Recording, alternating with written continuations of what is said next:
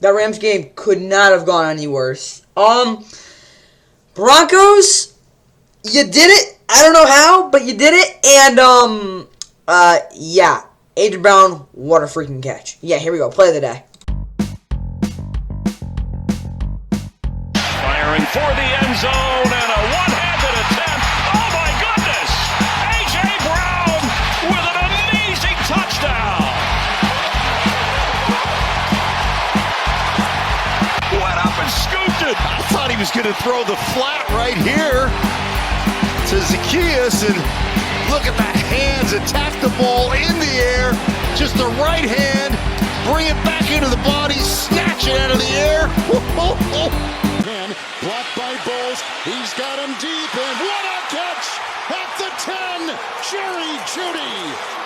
And the Broncos defense played him well, and the Chiefs won 19-8. But today, it is Denver's day, ending a 16-game win streak.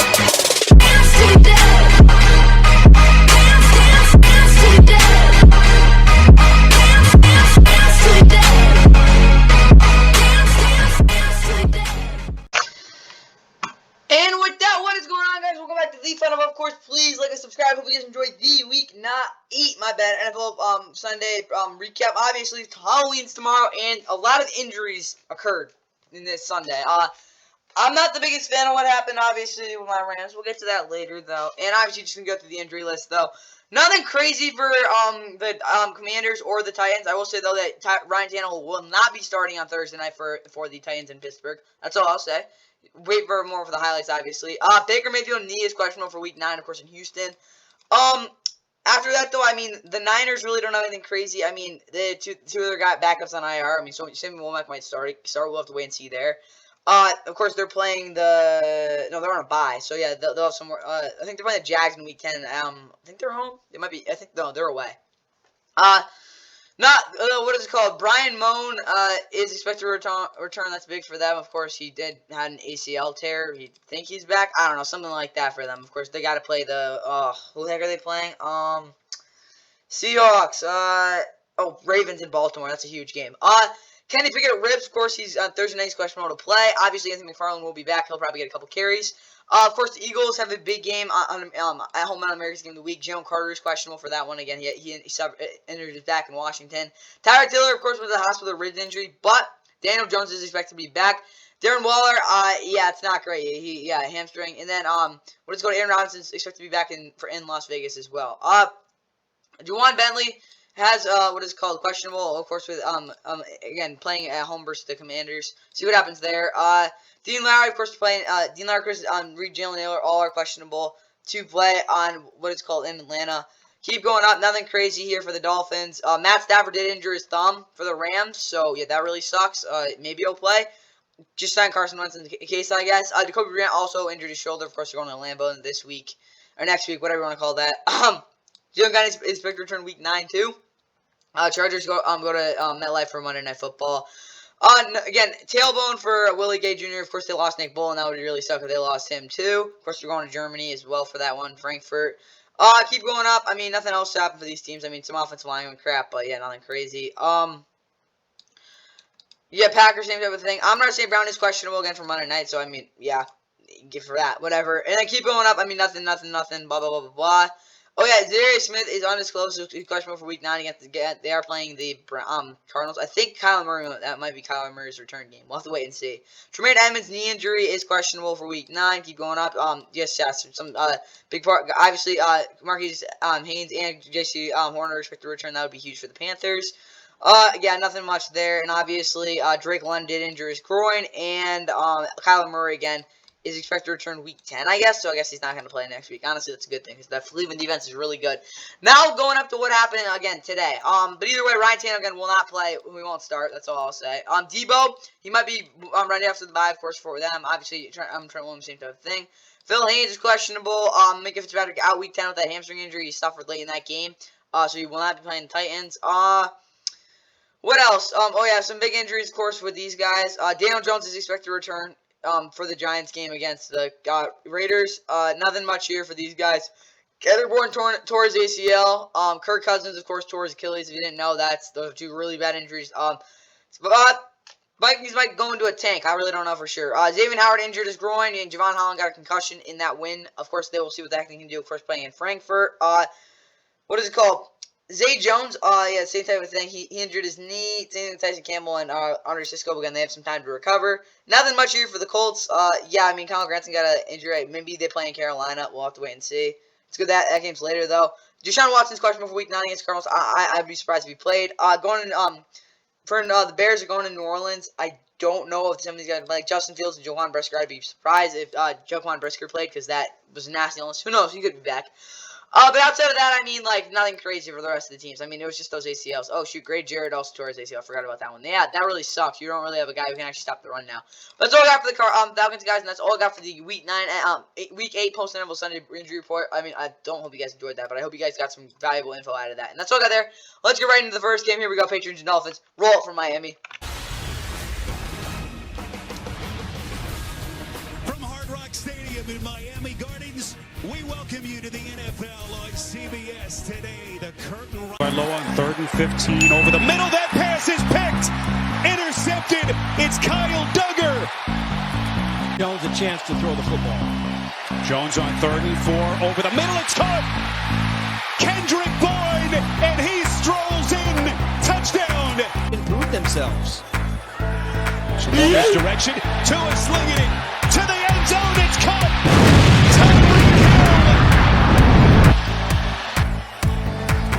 Dolphins are going to roll the dice. Here they come. Tua's going to run for it. First down, Miami. Quick, decisive decision. Punch it in here. Second down pass. Tua, Cedric Wilson. Touchdown. They're trying to tie this game. Pump fake. Jones thrown near side of the field. That pass intercepted. Jalen Ramsey. Ramsey's got a lead blocker. Ramsey. For Jason Sanders. Blake Ferguson, the snapper.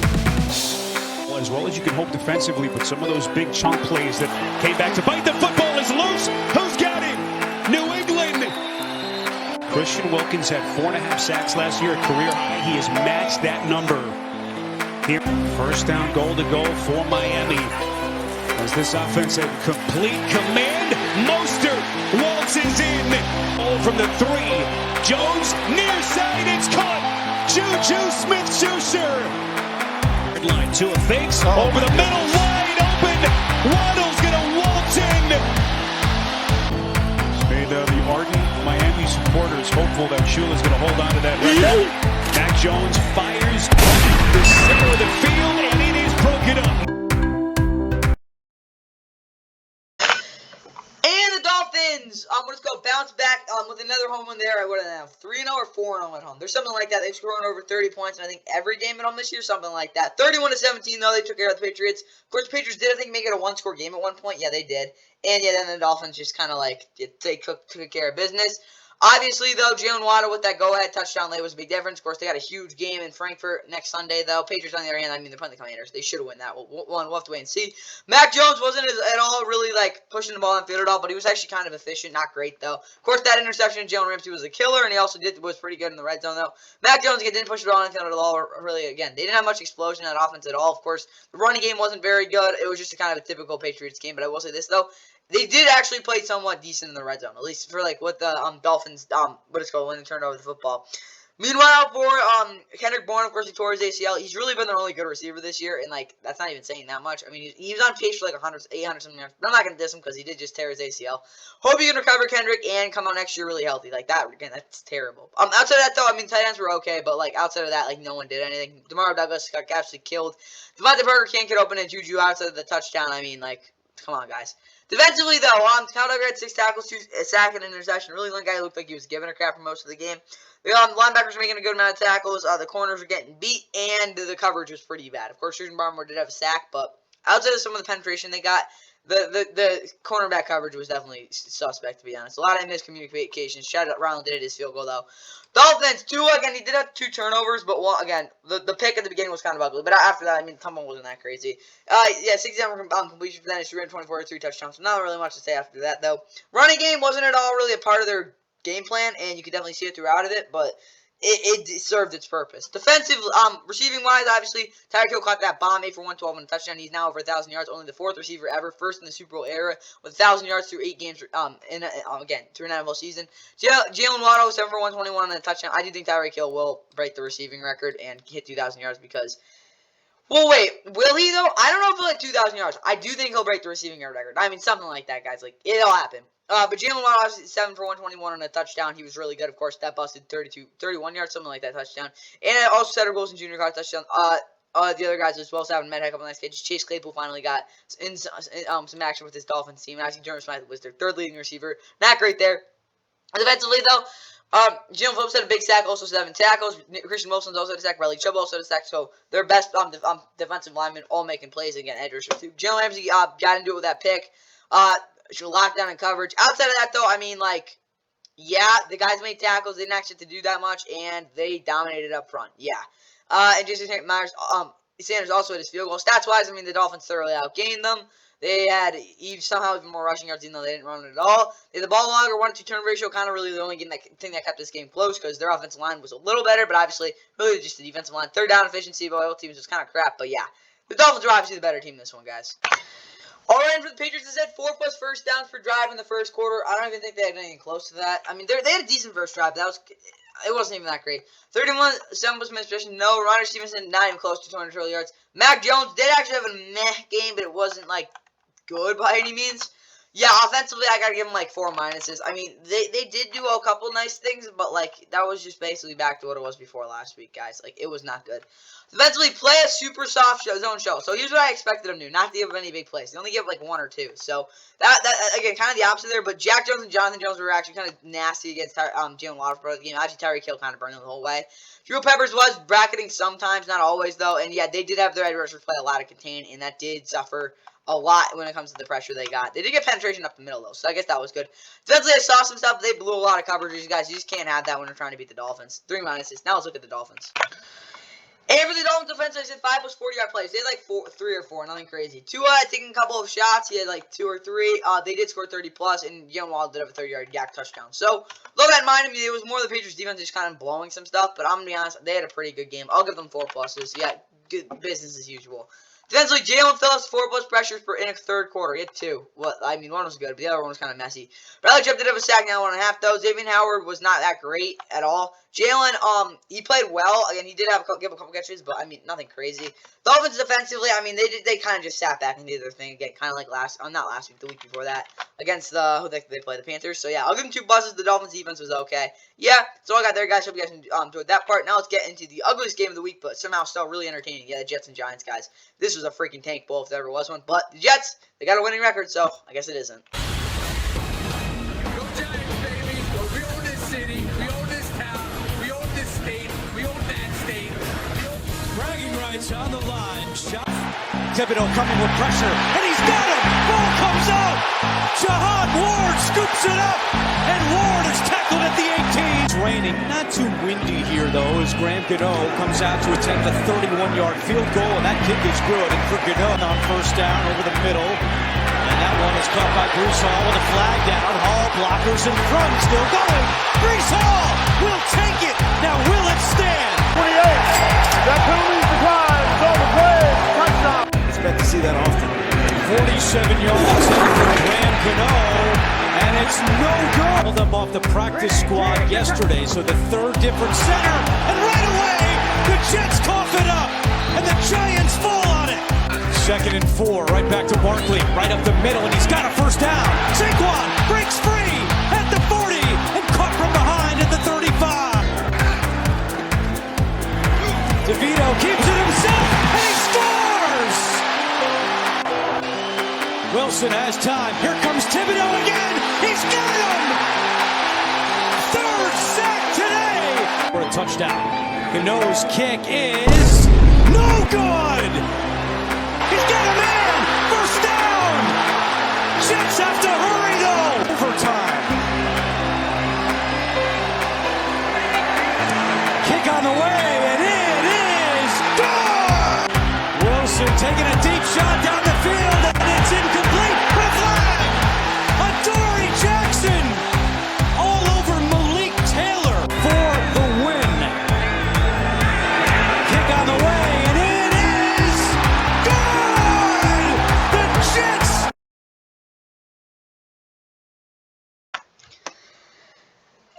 Jets, this is just a BS win.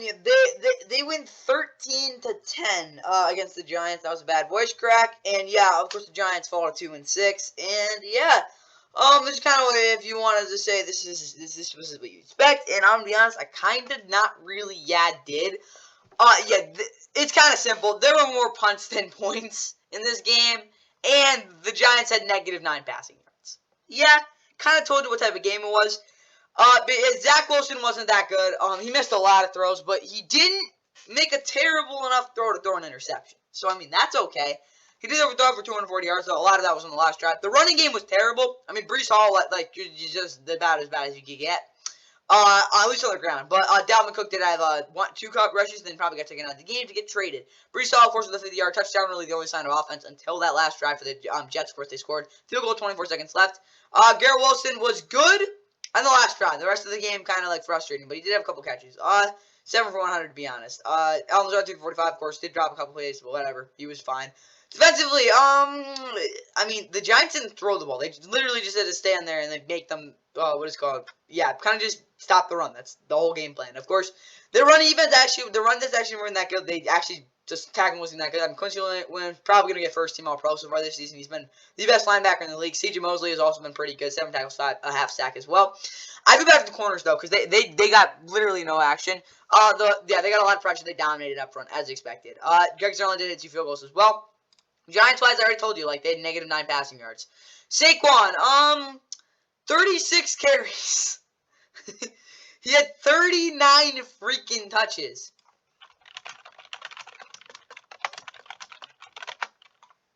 48 touches is the record. That's all I'll say. That is a boatload of touches. 39? Holy crap. Yeah, that's why he had 3.6 yards carry. Because at the end of the game, I mean, they were running every play, guys. They could not throw the football. They literally couldn't. It was so bad. Yeah, they had 14 pass attempts in this game, guys. But Tommy DeVito did run in for a touchdown. Outside of that, I mean, Darren Waller, again, he got hurt in, the first quarter. It's so bad. Defensively, though, Kayvon Thibodeau is going to be so good. He had 6 tackles, 3 sacks, a strip fumble. He was really good. Oh, yeah, what is it called? Leonard Williams, he got traded to the Seahawks. So, yeah. Okay, Dexter Lawrence had 2 tackles and a sack. Best nose tackle in the league right now. Outside of that, though, I mean, their defense was really good. But, yeah, you kind of sucked in the last drive because no one really threw the ball. Graham Gano also missed 2 field goals, kind of lost in the game. Again, the Giants had a 99.9% chance. -9 passing yards, guys. Come on. They did have 200 rushing yards, so, yeah. This game was so bad. It was fun to watch, though. I'll give them that. This wasn't some, brutal game. It was just so funny that these teams played so freaking bad. 2 of 19 on 3rd down. 38 minutes of possession. Holy crap. I can't do this anymore, guys. Right to the keys of the game grades. Alright, for the Jets, Zach Wilson did not throw 2 touchdowns. Garrett Wilson definitely got 7 targets, though. Mekhi Becton was terrible. He was not good in this game from the get-go. I don't know what it was. He had 1 nice block at the end. That's all I'll say. Breece Hall did have a nice touchdown, and I don't even know what to think about the interior of the offensive line. They did not have to, do much at all, because Zach was just drifting back 10 yards and, looking through the defense. That's literally it, because the running game did not get going at all. Offensively, I mean, they kind of did save the game, so I'll give them, 3 minuses. But from pure execution standpoint, guys, 13 points is inexcusable. That's terrible.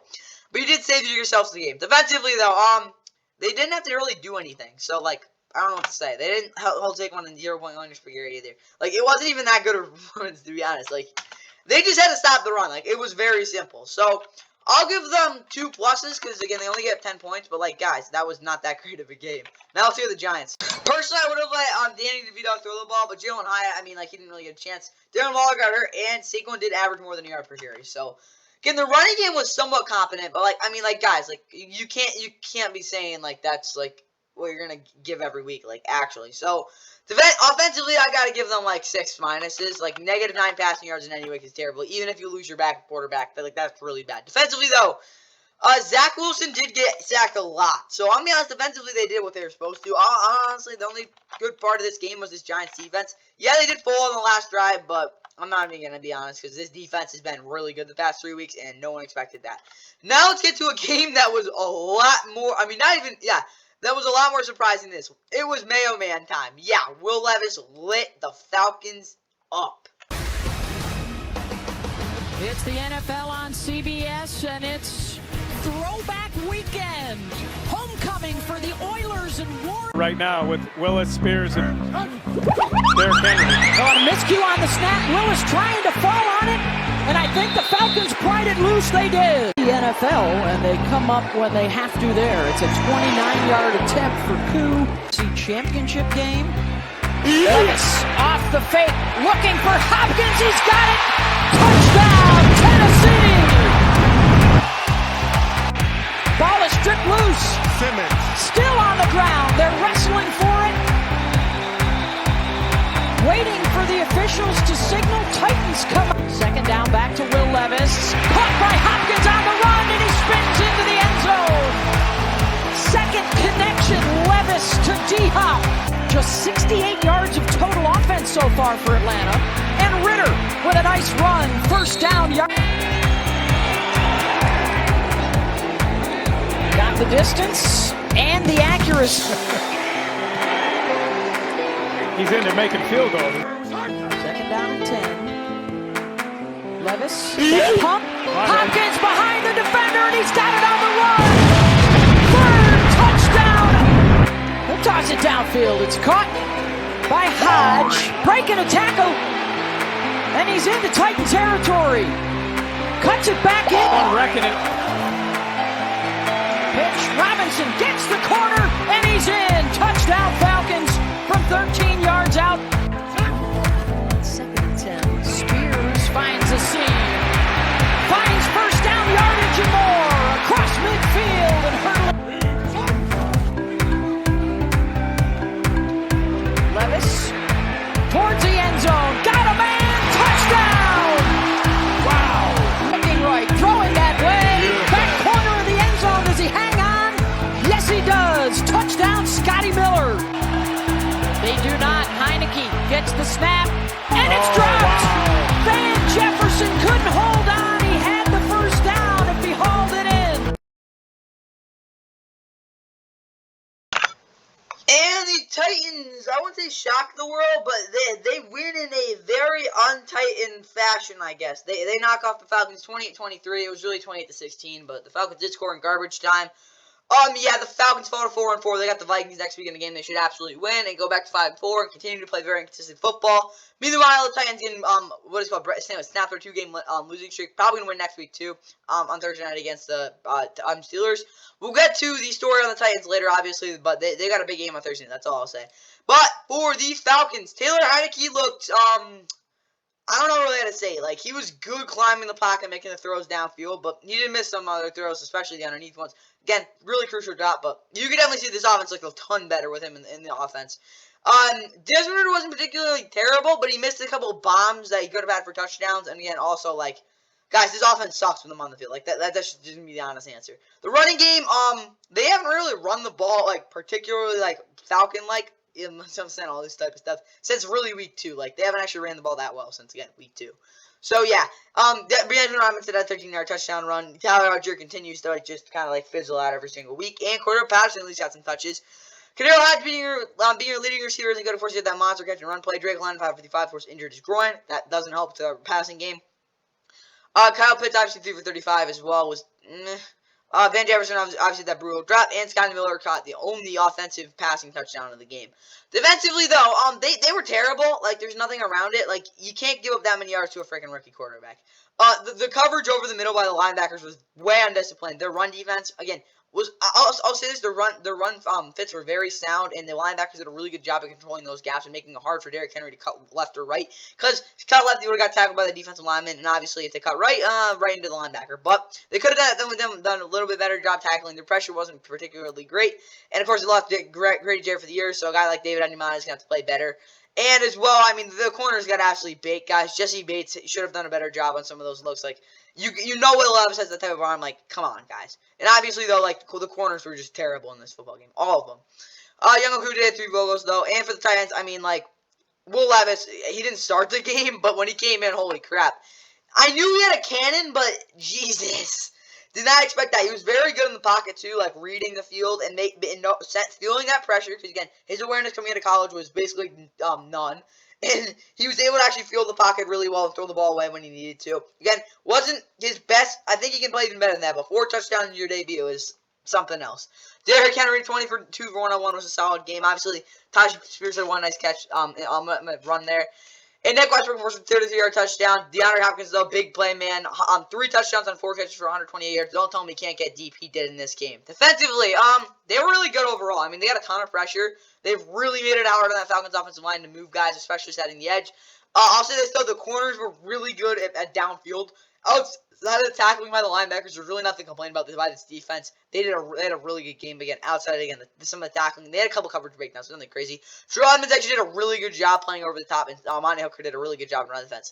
I might see Terrell Edmonds better in too high, but he had a really good game this week.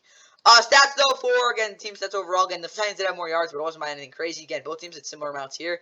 They had the ball a little longer, though, and obviously that drop at the end of the game, the fact their offensive line was a lot better, really made the difference in this one. Yeah, let's get right into the keys to the game grades now. All right, and what I wanted to see from this Falcons offense offensively is running the ball 50-plus times, not even close. They did take a couple shots, though. It wasn't with Desmond. It was with Taylor Heinicke. Their offense, again, did look better. He will probably start next week against the Vikings, but I'm going to be completely honest with you guys. Offensively, again, they will come in the second half, but it was kind of too little too late. I'll give them a plus, because then again, they did move the ball well, but it was not a good game. Defensively, they were not good. Tannehill did not play, and obviously, again, I'll be honest, it's kind of hard to say, because up front, they were actually okay in terms of, again, their run defense wasn't that bad. It was the fact that, again, their corners were terrible, and Jesse Bates had, a down game, which you might think is not that big of a deal, but when you watched it, yeah. If he was on, he would have been able to play over the top more. He was getting baited a couple times off those play-action plays. But you can't really fault him too much. But yeah, defensively, I'm not going to be honest. It's going to be like a 6 minuses. I won't say that was a colossal failure, but it was pretty close to it. Honestly, 7 minuses. No, wait, 6. Because they did force a couple incompletions. It wasn't like these receivers running wide open the whole game. It was just most of it. Now let's look at the Titans. Forget about Derrick Henry. I mean, Jesus. Dang Will Levis. Obviously, see if he can hang on to that. But yeah, 4 touchdowns for him is probably best case scenario. 5 pluses, yeah. Now, 6 pluses.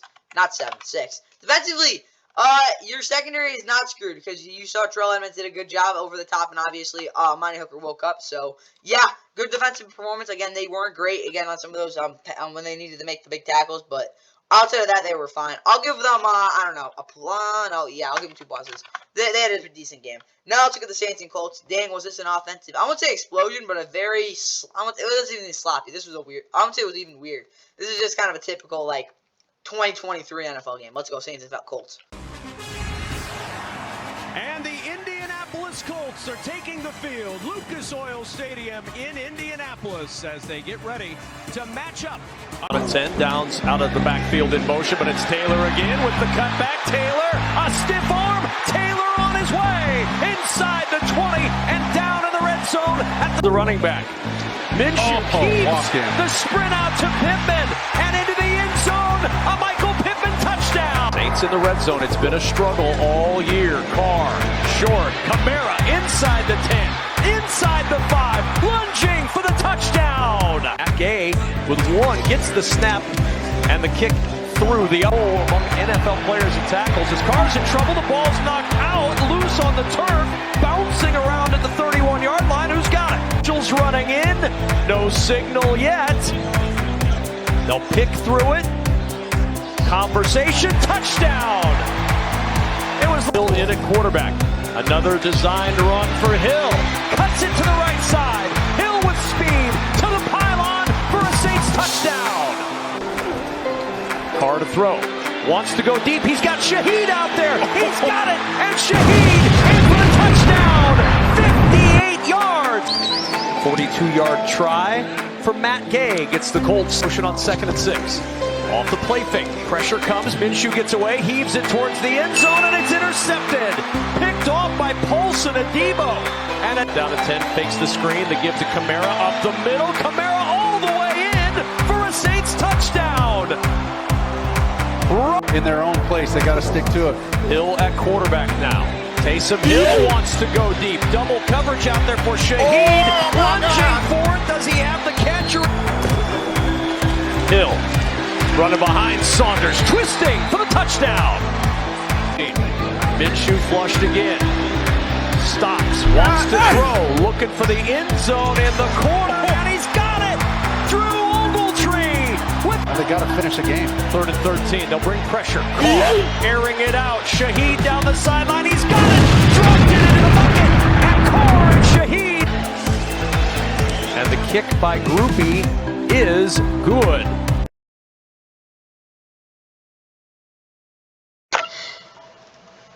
And the Saints have their best overall offensive performance of the year, putting up a 38-point bid on the Colts, of course, who fall to 3-5, losing their 3rd straight game. Their defense struggles continue as, the Saints move to 4-4. They got the Bears. They should not lose that game. They are home and, all that other hoopla, whatever you want to call that stuff. Colts, though, 3-5. That's not very good. They got the Panthers, though, so you never know. But either way, Derek Carr, he was really good. 19 of 27, 310, 2 touchdowns. Very efficient, didn't miss many throws, and also hit some bombs over the top. Taysom Hill, 9 for 63, 2 touchdowns on the ground. He was definitely a bruiser. Alvin Kamara wasn't very efficient on the ground. Of course, he did have that 1 touchdown, though. Obviously, 451, also a touchdown. He had a very well-rounded game. Over 110 scrimmage yards, 2 total touchdowns. That's what you want to see from him. Obviously, though, Rashid Shaheed had just a monster game. He had a 58-yard touchdown, caught a bomb to clinch the game. I mean, there's really nothing good you can say, bad about this game for him. Michael Thomas, obviously, 4 for 60, also was pretty good, though. Jamal Williams just did 30 yards, too. I'll say that, he was pretty good on the couple carries he did get. Chris Olave, though, not the most fantastic game, but whatever. Defensively, Marshawn Lattimore was basically playing linebacker in this game. I keep saying it. He should not be the guy stopping the run. But they kept running outside zone, and they couldn't really stop it. So that's what I'll say. After that, though, they did a really good job in coverage on blanking these receivers and also making it really hard for Minshew to roll and basically have any throw he want. After they get that 33-yard touchdown they gave, it's kind of a weird play. They were pretty good. They got good pressure. Paulson Dable did have a pick. They, again, kind of just prevented the Colts from driving down the field every single drive. But, their defense definitely wasn't particularly great. They had a lot of big, mental errors and stuff. But I wouldn't say it's, acceptable, but I've seen worse. Colts, Gardner Minshew did miss a couple of throws, obviously. I mean, this is kind of going to expect from him. But, he had to create some crazy throws. The running game had basically anything they wanted. A couple of huge runs. Obviously, they had just a massive field day there. Again, if they didn't work down, they would have definitely ran the ball more. Again, that pick from Gardner Minshew in the red zone. I wouldn't say it wasn't a killer. I don't think it was in the red zone. Whatever. Josh Downs continues to be productive, 7 for 72. Alec Pierce was okay, 3 for 41. And Michael Pittman Jr., really not very efficient, but he did have 8 catches. Al Goldsmith, of course, with that crazy touchdown as well. Defensively, they were really bad. They did an okay job in terms of DeForest Buckner. He actually did a good job shedding blocks, but outside of that, I mean, there's nothing good you can say. Kenny Moore stunk. The safeties were terrible. And, what is it called? Shaq Leonard and Zaire Franklin really did not do a good job in coverage. They were decent against the run, but that's about all I can say there. Willie Gay, not Willie Gay. Blake Ruby also, Matt Gay also hit his 2 field goals. 511 total yards for the Saints. That is a boatload. Also, they had the ball a little longer. Again, that pick was kind of a difference. But, when you give up 500 total yards, you're not going to win many football games. Even if you're running game. Again, both these offenses had a really, field days. But, 511 yards for the Saints is a boatload. For the Saints, Chris Olave did get 4+ targets. Michael Thomas, he had not that many. They did have 120 yards. They had close to 110 total scrimmage yards. They did have 30+ points. Offensively, it was their best game of the season, guys. There's no way around it. I'll give them 6+. I'll give them 7, though, because I don't think it was a perfect performance by any means. But, they had a really good day.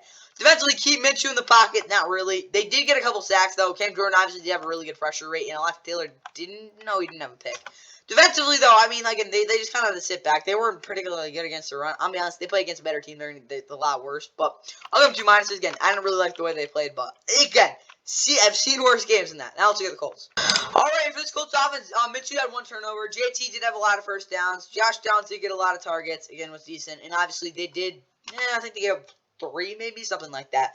But the Colts offense, they just couldn't keep up. There's really nothing else to say there. They tried their best, I guess. But, you can't expect your offense to put up 40 points every week. So, for that reason, I will give them 2 pluses. I like the approach, but, because they were down, they kept coming back. But, that was a little rough. Defensively, now, they were terrible. No one really played that well. Again, I did like some of the schemes they had against Kamara in the run defense. But, you can't make excuses for giving them that many big plays, guys. Taysom Hill, come on. I got to give them, 6 or 7 minuses. That was really bad. Now, let's go to the Texans Panthers. Week 8 of the NFL season. Vegas in Charlotte, North Carolina, as the Panthers host the Houston Texans. That helped him work out there on campus, and here Dell's getting into the game. What a move! A couple of nice moves for the speedster out of the University of Houston. It's Beck that gets it.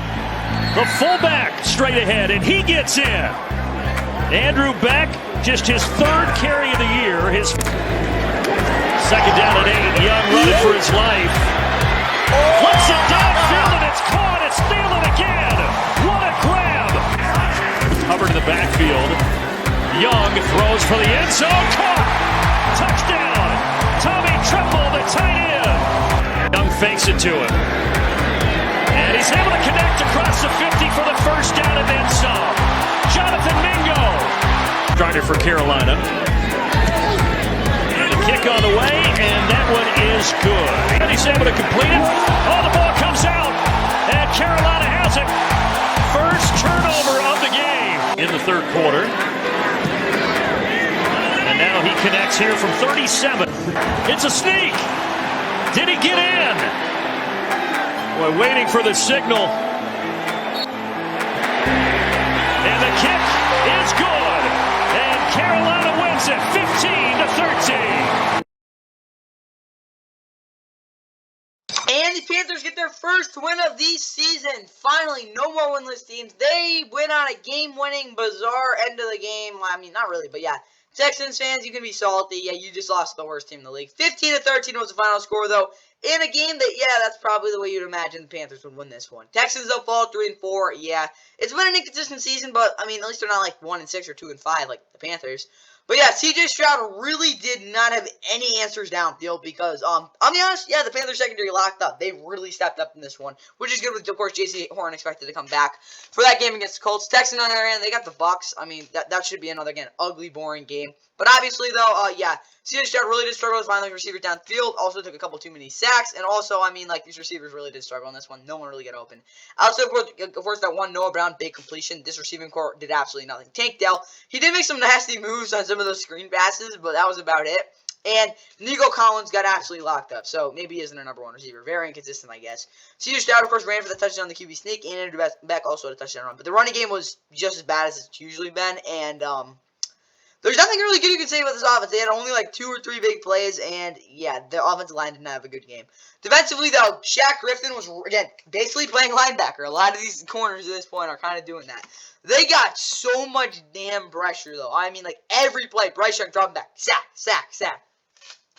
Jalen Grenadier, though, obviously monster game, 2.5 sacks, 3 tackles. They also did a pretty good job in coverage, not the best, though. Obviously, Adam Thielen, they kind of didn't have an answer for, but outside of not forcing a turnover and not really having an answer for Adam Thielen, I think this defense did fine. Obviously, though, for the Panthers, I mean, Bryce Young, best career game so far, all around, 21-31, 235 touchdown. The running game is just as bad as it's usually been. The offensive line getting just as bad.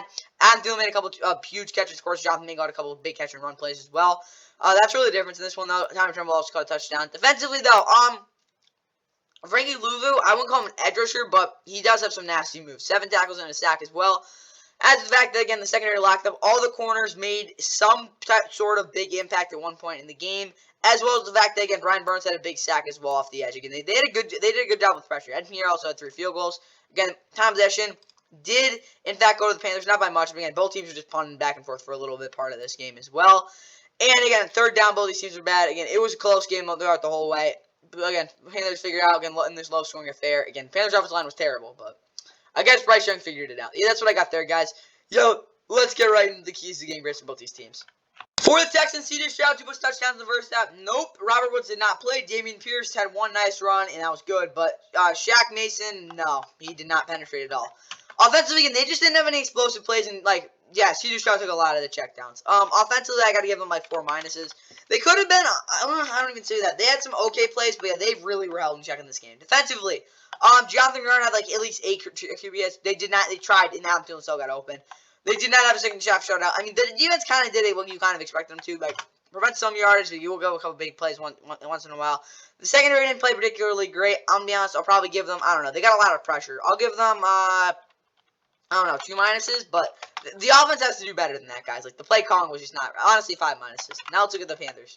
Alright, for the Panthers, 20-plus points. No. 100 yards total rushing yards. No. 33 was possession. They got close there, and they didn't really take any big chances, but it did help them towards the end of the game. I'll give them 2 pluses, but that was definitely a well-earned end of the game there.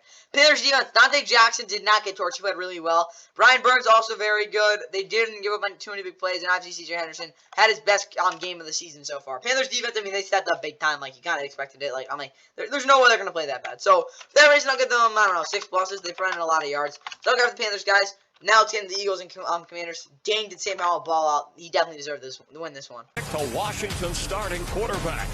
And there's Jalen Hurts, a triple threat, and he's about to show us all why and how. Marked it back up, so where it first was. And on 2nd and 3, Brian Robinson is down the sideline inside the 30 of the Eagles. Have a touchdown run. Howell floating one for the end zone, and catch made! It's a Washington touchdown! To get the Eagles on the board, it is Rude. Howell throwing. Touchdown, Washington, Jahan Dotson. Pickett. Gainwell brought down up to 5 balls out. Looks like he got it back. There's a scramble. We'll check. Hurts firing for the end zone, and a one-handed attempt. Oh, my goodness. A.J. Brown with an amazing touchdown. Sly, it's up there, it's out there, and it's through there. 61 for Sly. Jalen Hurts.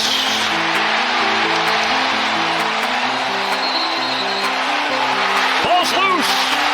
Washington has it. Thrown, and what a move. A.J. Brown comes back to the ball for an Eagle touchdown. He's just uncoverable. For the end zone. Hanging on is Logan Thomas for a Washington touchdown. Put that down. 2nd and 10. Got him. Wide open. Catch made in the end zone. Devontae Smith with an Eagles touchdown. Howell's throw intercepted. It's Reed Blankenship to the 15 of Washington. The Eagles with their first takeaway. Trying to do if you're Washington right now. Hesitation, Hurts, end zone throw, and yes! Julio Jones with an Eagle touchdown. Working on so diligently. Got a big arm. Here it floats one, and yes! A juggling catch by Antonio. They need 2 for a first down. Swift will get it and get a touchdown. Their development, you have got to be encouraged with what they were able to do against the stout Philly. What a catch by Crowder. And the Eagles escape Washington with a narrow 38-31 win over the Commanders. Of course, they did pull ahead by 2 touchdowns in the end of the game. But, yeah, I'm going to be honest, guys. Like, yeah, the Eagles did not deserve to win this game if Jalen Hurts didn't have a monster game. Yeah, that's all I'll put it. Eagles will go to 7-1. I'll just spoil for you guys. They do have the best record going into the NFL. Of course, next week they will be playing the Cowboys for... no, not for first place in the division because the Cowboys had a bye. But yeah, for the Eagles, yeah, Jalen Hurts was really good, 29 of 38, 219, 4 touchdowns. Lit up that defense as I wouldn't say expected, but kind of expected. And he also made some big throws from him to time, like big time, like yeah, big boy throws. The running game was bad. Nothing really much more to say there. Again, even the tush push wasn't working. Like that was not like a good game. Though A.J. Brown, again, was a 6th straight game with 125 plus receiving yards. He is built different. 8 for 132 touchdowns. Devontae Smith also was really good. 7 for 99 touchdowns. Those 2 guys, when they're playing together, make this offense look elite. Kenneth Gainwell and Dallas Goedert were both pretty solid. But after that, I mean, no one really did much. Julio Jones could catch his first touchdown as an Eagle, though. That was pretty cool. Defensively, Nakobe Dean did not expect him to be that physical. Also, in coverage, was not that great. But at least he showed something. Kevin Byard, yeah, not the greatest. But I'll say this. He was playing a lot of low coverage for whatever reason. Because Reed Blankenship obviously has to play over the top. I really don't know what they were trying to do there. But, yeah, they got some work to do there. Sidney Brown, basically playing linebacker again in this game. Zach Cunningham was bad. Son Reddick did get a sack, but the corners definitely weren't that good. Probably should have played out inside leverage because, not going to lie, You have Kevin Byard playing over the top in that quarter coverage. No one's getting by him. I really don't know what they were trying to do with him in this game. We'll see what that guy can do, though, because, again, he needs to be a bigger part of this defense. But outside of that, I mean, like, no one really got too much pressure outside, again. Hassan Rank with that sack. See, Commanders, though, Sam Howell was, again, lit up that defense. 39-52, 397, 4 touchdowns. Of course, that bad pick, though. The running game was efficient for, again, what they needed to. Serve the purpose like the Dolphins. 3 receivers at over 60 yards. Again, 4 touchdowns as well. Sam, again, was spraying the ball around the field. He looked awesome, again, over the middle. Perfect. John Dotson, 8 for 108. Touchdown, though. James Crowder, 7 for 95. Touchdown. Terry McLaurin, 5 for 63. Touchdown. And also, Logan Thomas, 6 for 44 and a touchdown. They're also playing the Patriots next week, so that could be different. Again, the Eagles on America's Game of the Week. Either way, though, yeah, their pressure was okay on the defense, but, I mean, let's be honest, they just didn't have any guy to cover A.J. Brown. That was really the, main part of this defense. Because I don't care if you stop the run. I don't care if you get pressure, but if you can't cover A.J. Brown, the game's over. Obviously, Joey Sly also made a field goal as well. Stats-wise, again, both teams had a ton of yards. I'm going to ask the Commanders actually out gained by a good bit. Obviously, the running game was more efficient, though, and their turnovers weren't as crucial, even though, again, that pick was bad. Again, just the end of the game, they couldn't really hold on. But, again, it's really hard to beat the Eagles, but the Commanders definitely gave them a good run. In regards to the Eagles offensively, Jalen Hurts, 80-plus rushing yards. He definitely did not have that. Devontae Smith did have a couple big plays, and Giannis was not even close to that. It was, again, the A.J. Brown show, and it worked out. So, will it work every week? No, but I don't really care about that, because, again, they really did not have a good game at all. And there's, again, some of those uncharacteristic. So, offensively, again, they scored 38 points. Like, you can't ignore that. But, again, the offensive line could have been a little better. There are issues, though. Defensively, yeah, I don't know what they're trying to do with Kevin Byard. It was kind of weird. They had a lot of different places, which I guess was okay. They blitzed a lot, and I think that killed them. They better not do that again against the boys next week. So, Eagles defensively, I'll give them, I don't know, 4 minuses. No, 3 minuses. They did come out big at the end there. So, yeah, the defense got torched. Honestly, 4 minuses. But, hey, they got a big pick. What the hell? And for the Commies, max protect on 3rd down. They only didn't really do that too much of that. They did have a good running game, though, which I guess is good. 20-plus points. They definitely had that. Terry McLaurin did get a couple targets on the outside. Family and John Dotson had a big game. And Sam Howell showed up big time. So that reason, offensively, I will give them 5 pluses. Almost got there, but they just, again, they could not get that last drive there. Again, really hard to keep up with the Eagles. Defensively, they could not get too much pressure. Again, it wasn't like the worst. They did get some penetration, but again, wasn't consistent. And they didn't have a guy to cover A.J. Brown. That's really what it came down to for this defense. Like, again, they got to figure that out for sure because they really don't have an number 1 corner right now. 4 minuses. Now let's look at the Vikings and Packers. I mean, the Vikings better off just like losing this game, to be honest. They should, again, if they got shut out and like Kirk Cousins threw 4 picks, it's better than what happened in this game. Jordan Love and the Green Bay Packers back home at Lambeau Field, getting set to host Kirk Cousins and the Minnesota Vikings. By right, places it down. Joseph from 42. It is no good. 2nd and goal. It's Akers to the goal line. He's in. Touchdown. First rushing TD of the season for Minnesota.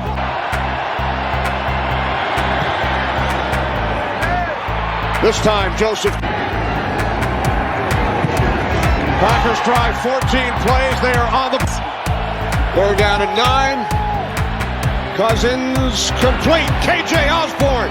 1st down and more. Shaken up in the... Cousins looking end zone. Throws. Touchdown. T.J. Hawkinson.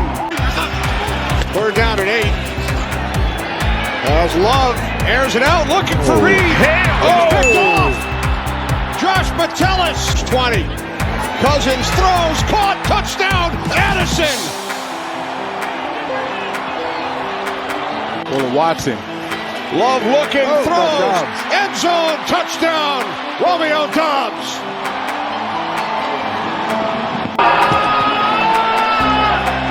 Now Cousins, down again for Greg Joseph. This one is no good. 16. Love steps up. Now he will run. Will look to pick up the 1st down. And it stops short. 2nd and 10. Love can't find anyone. Now he throws wide open at midfield. It's Reed. And the Vikings get back to 500 with their 3rd straight win, but their season is over. Yep, Kirk Cousins tore his Achilles. Like, I'm going to be honest, I want to end it there, but I will go through the numbers just for, again, anyone who's interested.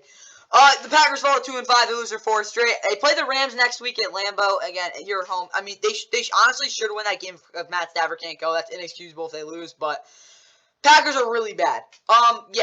Kirk Cousins again. He honestly, I'll show you his numbers. Kirk was again this season in 8 games. I'm not going to say he would have won MVP, but he would have given it a run for it. Because, I mean, 18 touchdowns and 5 picks through, 8 games, and led the second in the league on passing yards. Yeah, Kirk would, I'm going to be honest, could have won MVP. I mean, this is like Matt Stafford 19-esque. I mean, yeah, 38, on track for 36 touchdowns.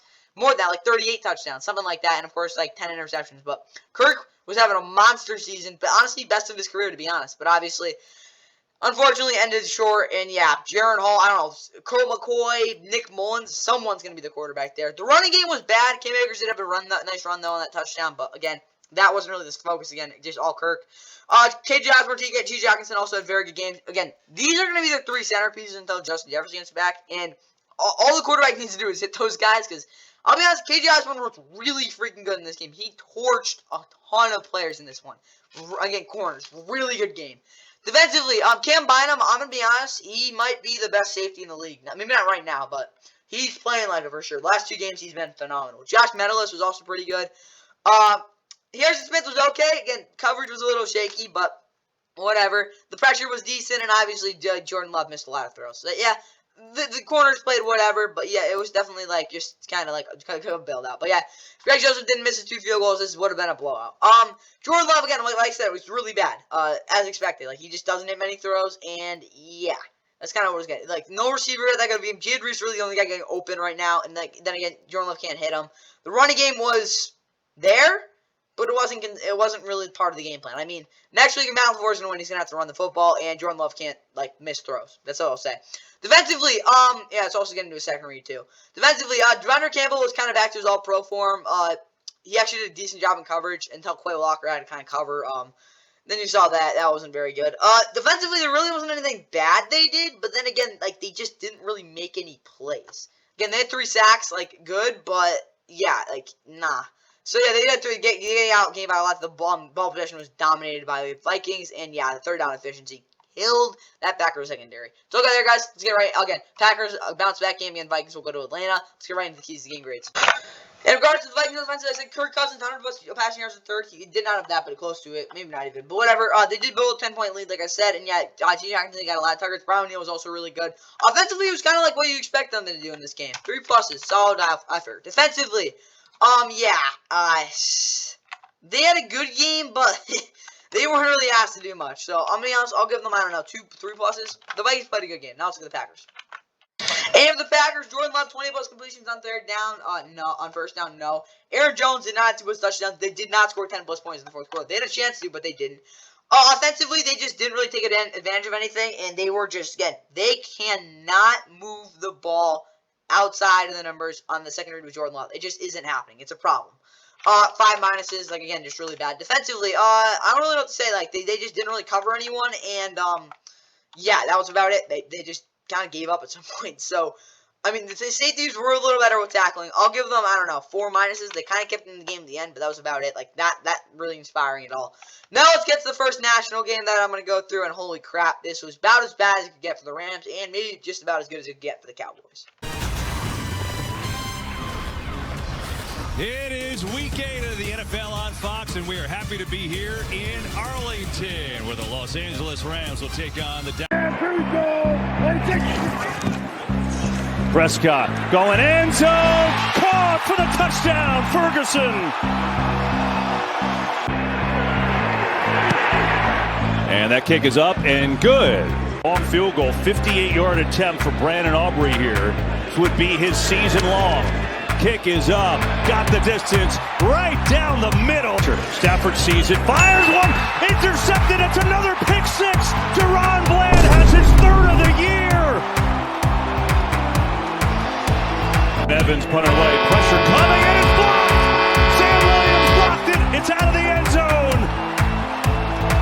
Sam Williams came flying in. They'll get a safety. Prescott over the middle, fires, caught. CeeDee Lamb. Touchdown, Dallas. 2 yards for Ferguson now on the touchdown. Ninth play of the drive. Prescott over the middle in traffic, and it's intercepted. Jordan Fuller's got it for the Rams. Scott escapes. Rolling, looking, throwing, caught for the touchdown. Guess who? They will. Freeman surging forward, and he is in. Touchdown Rams. Pressure again. They set up a screen. This has room to roll. Henderson has a block. Now cuts it back inside the 40, and a big gainer. Stafford has time. Guns it over the middle. It is caught. Skoranek in for the touchdown. Ben Skoranek. Nakua in motion. Give it to him. A little reverse. Atwell throws it to Stafford. Diving for the end zone, and he's in. Oh! When he threw it out, Matthew Stafford's day is done. Here's Aubrey from 27 yards out. That's up and good. That's Prescott launching. End zone has a man. Caught. Touchdown. Brandon Cooks. Made a 33-yarder in his NFL debut. This one a little longer, 47, and that is drilled. And yeah, the Cowboys come off their bye with, I think it's like the 11th straight win at home for these boys. Obviously blowing the absolute crap out of the Rams, going up by a score of 33-3 at a point in that first half. Yeah, it was an absolute like bloodbath, like a murder scene if there ever was one, like the Red Sea type of stuff here, like crazy, like that bad. But yeah, obviously, the Cowboys did the same type of thing to the Bears last year. They won 49-29, and then they're 5-2. They're the Cowboys. Rams in hand fall to 3-5. They got the Packers next week in Green Bay. They struggled mightily there in the past. I don't know if they're gonna win that one, to be honest. Otherwise, yeah, Cowboys again, huge game against the Eagles next week in Philly. Matt Stafford, obviously, he injured his thumb on 2 separate occasions. First on that throw he was hit by Micah Parsons. We'll talk about the offensive line in a second, obviously. But the other one, obviously, being that 2-point conversion attempt, which I don't know what the hell they're doing there. But yeah, he's injured. I don't know if he'll play. It's really bad for the Rams right now. He wasn't particularly great other than that. Again, if he didn't throw that pick six, I would say the game would be a lot closer. But yeah, that was a really bad pick six. It was on him too. Cooper Kupp did actually beat, Deron Bland on that play, but yeah, the throw definitely wasn't there, and the timing was off. It wasn't all on Matt Stafford, don't get me wrong. Like, Cooper Kupp definitely could have made a better route.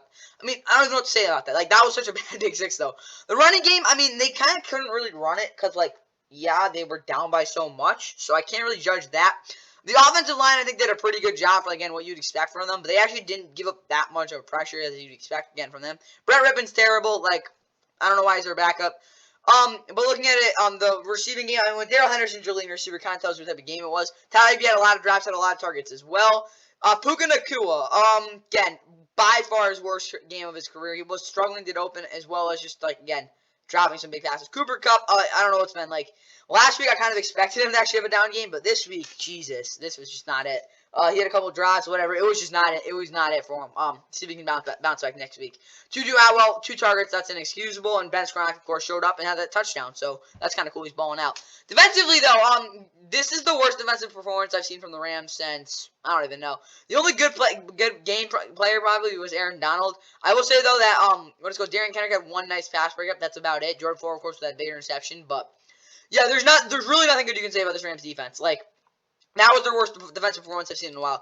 Dak had his best game in, like, probably 2 years. 25, 31, 304, 4 touchdowns. Of course, that bad interception, that was about it. Yeah, Dak was balling. The running game wasn't actually even that impactful. Like, again, it kind of just shoot a clock at the end of the game. CeeDee Lamb, the best game of his season for sure. 12 for 158, 2 touchdowns. Again, monster day. Brandon Cooks also caught a touchdown. Jake Ferguson, 4 for 47, and a touchdown as well. Defensively, Micah Parsons had a sack. Really good sack there. Dorrance Armstrong also had a sack. They got any decent pressure, not crazy, though. Deron Bland's been the best corner in the league this season. He's been awesome. He's first team all-pro type of crap right now. Like, you don't know who this dude is. Teron Diggs, who I mean, like, obviously not. But yeah, Deron Bland's been fantastic. And yeah, like, no one else had to do much because, again, they were up by so much. 2 field goals from by Brandon Aubrey. Also, the only good thing I can say about the Rams is that their kicker, Lucas Hathaway, will look fantastic. If he continue to play like that, honestly, I don't care if the Rams suck. Obviously, the Cowboys had a lot more yardage. I will say this, though. The one thing the Cowboys had was a lot more short fields. Of course, they had a pick six. Obviously, those monster touchdowns by Dak Prescott. And also, they had the block punt safety. So, let me just put it like this. The Rams, honestly, offensively, like, I'm not going to even say they had a bad game. Because, honestly, Matt Stafford didn't get hurt. And their defense was somewhat confident in this game. I really do think the Rams would have made it a much closer game. That's how I'll put it. it's three factors in this one. If the Rams defense showed up again, this is a lot, obviously. What it's called, that, they didn't get, the pick six didn't happen. This would have been a lot closer game. Like, you see the yardage. It wasn't like the Cowboys absolutely dominated that. It was just the fact they had the ball a lot longer in that second half, and they made some huge plays. That's really the difference in this one. Obviously, they were better on third down, too. But, yeah, this was definitely a really frustrating game for the Rams. But, there's really nothing that went well in this game, so you can't really say much else. Let's get right into the keys of the game grades. All right, for this Rams offense, I mean, I don't really know what to say. They tried to run the ball, at least at the start, but obviously they couldn't. They did score 2 touchdowns. Cooper Kupp, no. And the kicker did have a good game. So, honestly, again, it was just so unfortunate with Stafford.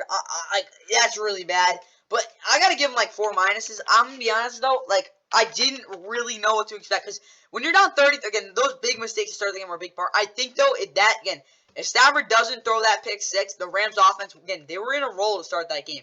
I really do think they could have had scored more points. Defensively, though, there's nothing good to say. I mean, yeah, Aaron Donald had 2 sacks. That's probably about it. Their defense was bad in this one.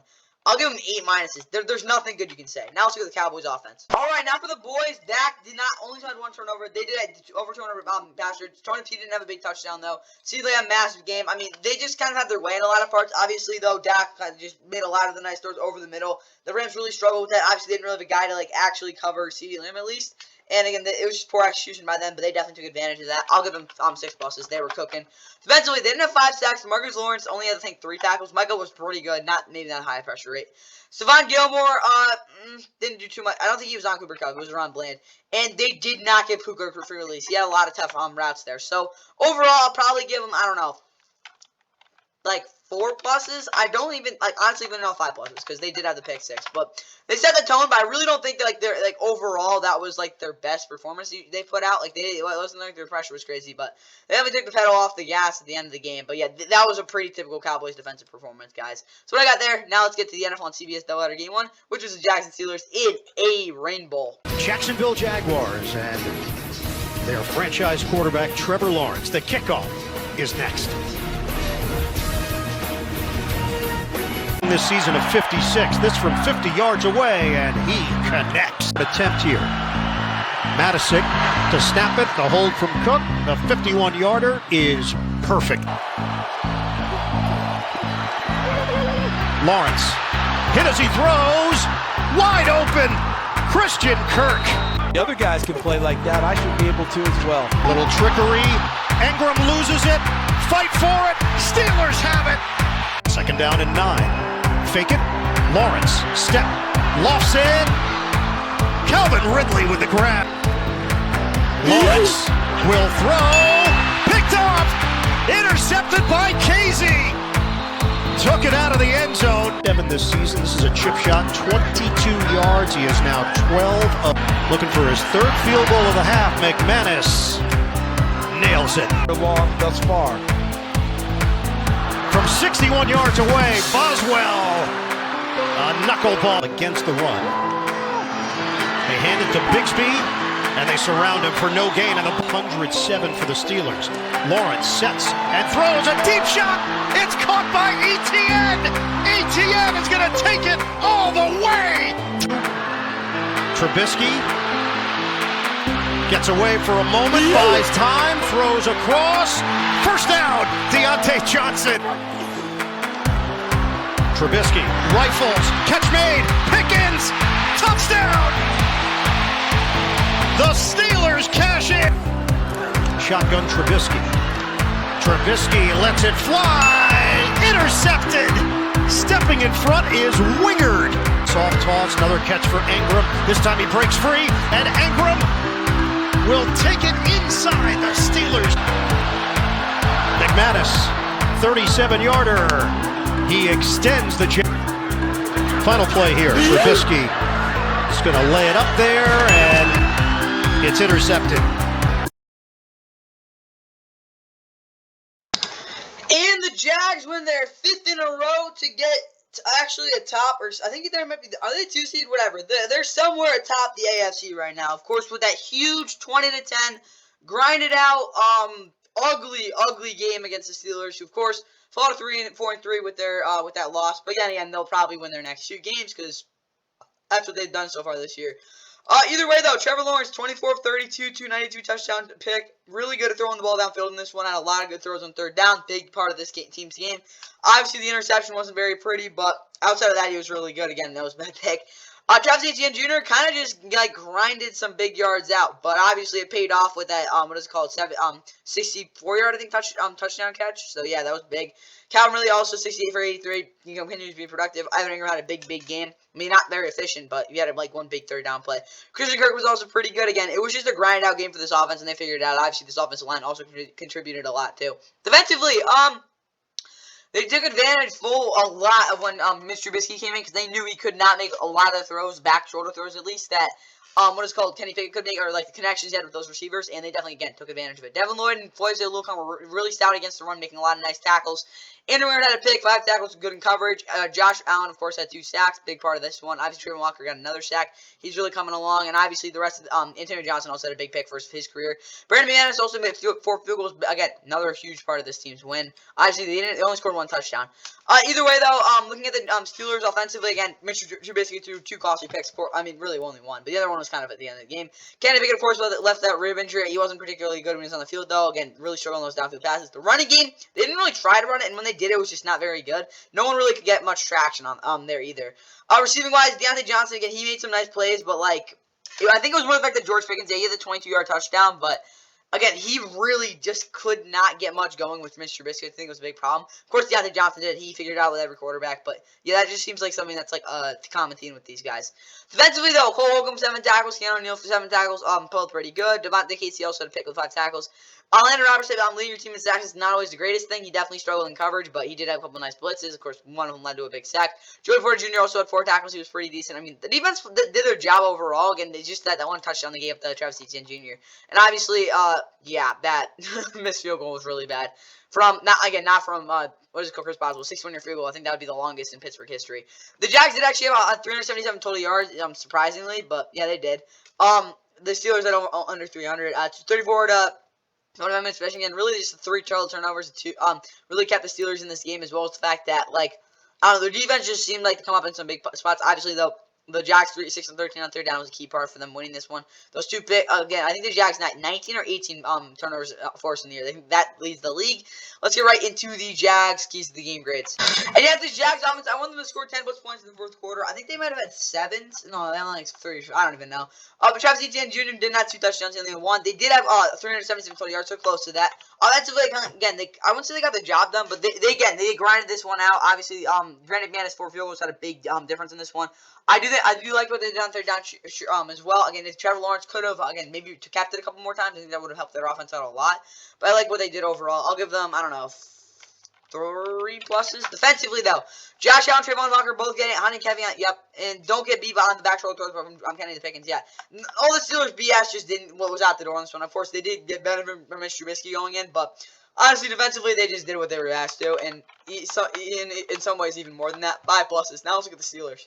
All right, for the Steelers offense, Najee Jalen Warren over 175 total rushers, not even close. Play action off of the inside zone a couple of times, and Kenny, he got injured before the 4th quarter. Honestly, they could have won the game before that. The offense didn't keep them in the game, so I'll give them like 5 minuses. Honestly, they kept it close in spite of them. Defensively, though, yeah, they were good. T.J. Watt had a lot of pressure. Obviously, Joey Porter Jr. Was not Calvin Ridley, not great in the red zone against him, though. And play heavy, fits on the sweeps in the inside red zone. Travis Etienne Jr. did not have many good runs there. Defensively, again, they kind of kept him in the game, but again, some of the big plays they gave kind of were killers. But I'll give them actually a plus. Again, you held them 20 points. You kind of did your job. Can't really ask much for more for them. Now let's get to the Browns and Seahawks. And I'll say, if you let the Seahawks stay in the game, they will come back to bite you. To get to 4-2. Couple of teams squarely in the playoff conversation getting going in Seattle. For the Browns, their first trip out west to Seattle. Here is Walker with a big hole and a long run, being chased by Juan Thornhill. A little end around for Jake Bobo. Another score for the rookie. Seattle bringing extra pressure, and Walker gets hit. The ball is out, and the Seahawks have it. Boye Mafe has it. Still excellent last week. Here he comes. Geno Smith Spins away from the pressure. Throws it to the corner of the end zone for Lockett, who taps the... Fake it to Strong, screen it to Strong under the pressure of Mario Edwards, and Strong breaks free. Motion, another pressure play, and Walker delivers on target on his way to the end zone, and it is a touchdown. David Njoku looking for something deep, looking for Metcalf, and DK Metcalf's got it. All the way down inside the 15, beating Martin Emerson Jr. Got off to a tough start this year, but he's been excellent. Walker, out of the reach of his receiver, Njoku, and Tariq Woolen, Reek, as he's known, was trying to get in there for the pick. He'll block for Hunt. Touchdown, Cleveland. It opens up. DK Metcalf finds that spot. And here's Metcalf again. It's picked off. Martin Emerson Jr. this time read it the whole way and just stepped in front. Elijah Moore was in motion. Screen pass to the other side for Njoku, who breaks free for the first down. Good blocking downfield by Batonio. And Dustin Hopkins back-to-back. Here comes pressure. Smith gets rid of it fast. It's deflected in the air. What a play by Maurice Hurst. He tipped it in. And sure enough, on the road. Good protection for Smith, but a bad throw, and it should have been 6 points the other way for Cameron Mitchell. Pressure coming from Adams, and that's batted, and it is picked off! Julian Love, the interception of... Smith, screen, Jackson Smith and Jigba looking for the lead, and redemption for the Seahawk offense! Touchdown, Seahawks lead! Walker, flushed. He's got a long way to go. Throws past the sticks, it's incomplete. And the Seahawks come back to beat the Browns after they gave them the game at least 4 times. Yeah, and believe it or not, the Seahawks are actually the 2nd seed, at least at this moment, in the NFC, which won't stand for long. But yeah, they actually are right now. And we'll get to why later. But yeah, the Seahawks, they're 5-2. They played really that many good games? I mean, maybe against the Lions, but outside of that, like, they aren't as good as their record says. But hey, they are 5-2. Of course, they traded for Leonard Williams. This run defense will get better. Browns, of course, fall to 4-3. But if they honestly had Deshaun Watson, they could be, I wouldn't say 6-1. They could actually be 6-1 right now. I wouldn't say so. Yeah, they could be 5-2. They should have won this game, obviously. PJ Walker's not a starting caliber quarterback. Like, that's very obvious in this game. He did have a couple of big throws. I wouldn't say late, but earlier in the game, especially off play action. But his second read to third read, again, this is really the difference between an NFL quarterback and a quarterback that shouldn't be a backup. They cannot get to their second read. Phil Walker showed that, of course, blew the game with those 2 picks. One of them honestly wasn't even his fault. That was a crazy play. Dorian Thompson-Robinson also had 1 pass as well. The running game wasn't good, but I do think it was good enough to win because they had 3 guys that went over 35 yards, and they all collectively had good games. Like Kareem Hunt, yeah, 3.9 yards per carry, but he did have a couple nice bruising runs. Of course, Pearson Jr. and Jerome Ford both combined for pretty solid rounds. It was good enough to win. Defensively, I mean, Amari Cooper, I mean, he needs a quarterback, guys. Like, he's been fantastic the past few years, but again, when he had Jacoby Brissett, he was on track to have a big year. Obviously, he did, but yeah, he's the number 1 receiver. David Njoku, 4 for 77 and a touchdown. He was pretty good. Again, he could have been even better, but yeah, it was really good. Pearson Jr. forced that big 41-yard catch and run. And outside of that, I mean, no one else did much in the receiving game, guys. Defensively, Juan Thorno had 6 tackles. Yeah. Martin Emerson Jr. 5 tackles and an interception. He had a very wild game, good and bad, obviously. Maurice Hurst, of course, with a crazy interception. J.O.K. was good. Denzel Ward and Grant Delpit weren't great in coverage, but I don't think they could have been worse. Obviously, they kind of blew the game at the end, but guys, like, they held them to 17 points for at least 3 quarters. They forced a couple turnovers. Like, I don't know what else you expect. Like, Myles Garrett had a sack. They had a good game. I wouldn't say great, though. Dustin Hopkins, of course, hit his 2 field goals. Seahawks-wise, Geno, he could have had 3 picks. These receivers and him, I don't know what the heck happened, but they figured out how to do it. Started connecting that, on that last drive, because Geno, like, I'm not even thinking DK Metcalf, JSN, and Jake Bobo. None of those guys are on the same page with Geno Smith. Pavlak is really the only guy. That's why he had 8 for 81 and a touchdown. But Geno, it's not his. Like, he's getting the ball to them. They're just not running the right routes at some points. I think, yeah, that's got to be on. Like, they got to figure that out over the bye week. They don't have a bye week this week, though. They're playing the Ravens. We'll see how good they actually are for that game. 254, 2 touchdowns, 2 picks, obviously, though, for Geno. Again, figured out what the heck he's doing at the end of the game. Kenneth Walker, did he get hurt or something? I swear he did. They did not run the ball, like, at all in this game. I mean, yeah, a lot of the looks we were getting were not pretty, but still. Of course, Jake Bowe, of course, had that 1-yard rushing touchdown as well. Again, he's a very, very slow receiver, but very physical and can go up and get the ball. So I'm good with that. G.I. Stan, of course, with the game-winning touchdown as well. DK Metcalf catching a deep ball. Defensively, though, they had a good game. I wouldn't say the great, though. They could have been better against the run for sure. Yeah, Boyle Mafe and Darrell Taylor both had sacks, as well as Jordan Brooks on that blitz. Jamal Adams and Quandre Diggs are, honestly, you could argue the most stable safety tandem in the league. I wouldn't say the best, but the most stable. Obviously, Julian Love had a pick as well as Reek Wallen on that one play. I don't know. Was that an interception? I got really confused on that one. Jason Myers also had a field goal. Team stats-wise, both teams actually had a decent amount of yards in this one. But, yeah, the Browns had the ball longer, but those 3 turnovers had a big difference. Seahawks still had 3, but 2. But, again, when you let a team hang around like the Browns did, the Seahawks were going to come back and win it eventually. Like you can't expect your defense to hold on that. They had, 2-3 straight punts in that fourth quarter. Not pretty at all. Yeah, Browns offensively, P.J. Walker had one good pass downfield. Jerome Ford didn't have a long run, but, of course, Pierce Jr. kind of made up for that. They didn't have 3 red zone touchdowns. I think they had 1. No, they had 2. Offensively, I'll give them 3 minuses. They actually executed pretty well. Like, the offensive line had a good game. It's just the fact that, again, P.J. Walker missed, his mistakes were big. If he makes a couple small mistakes, that's okay. Like, he throws 1 pick. As long as it's not pick 6, he's okay. That actually was a game-clinching pick. Defensively, forced 3+ turnovers.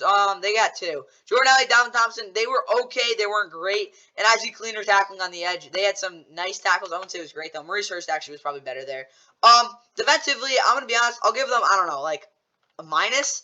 Again, they did blow the game, but they held it for a lot of it. Honestly, 2 minuses because they didn't give some big plays. But I don't think they played that bad. Now let's look at the Seahawks. Seahawks time.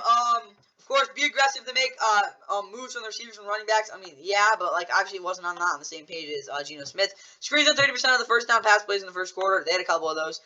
Kenneth Walker, of course, had some big runs in the first half, but second half didn't really do as much. Offensively, again, they figured out how the hell to win. Like, that was a disaster of a game before that, though. I mean, yeah, some nice plays to begin the game, but the offense was just absolutely out of rhythm. But, again, they figured out a way to get the win, so I'll give them 2 pluses. Defensively, Brian Moan, he didn't play, obviously. Jamal Adams and Von Witherspoon were both pretty good. And, obviously, Jordan Brooks was very involved. So, defensively, I'll give them, I don't know, 4 pluses. Again, they took advantage of what they were asked to get. Again, their run defense wasn't great, but, again, I wouldn't say they figured out a way to win, but they held the Browns when they needed to, and that's really all you can ask from that defense, at least at this point. Okay, of course, getting Leonard Williams, they should be better against the run. We'll see what happens, though, for that.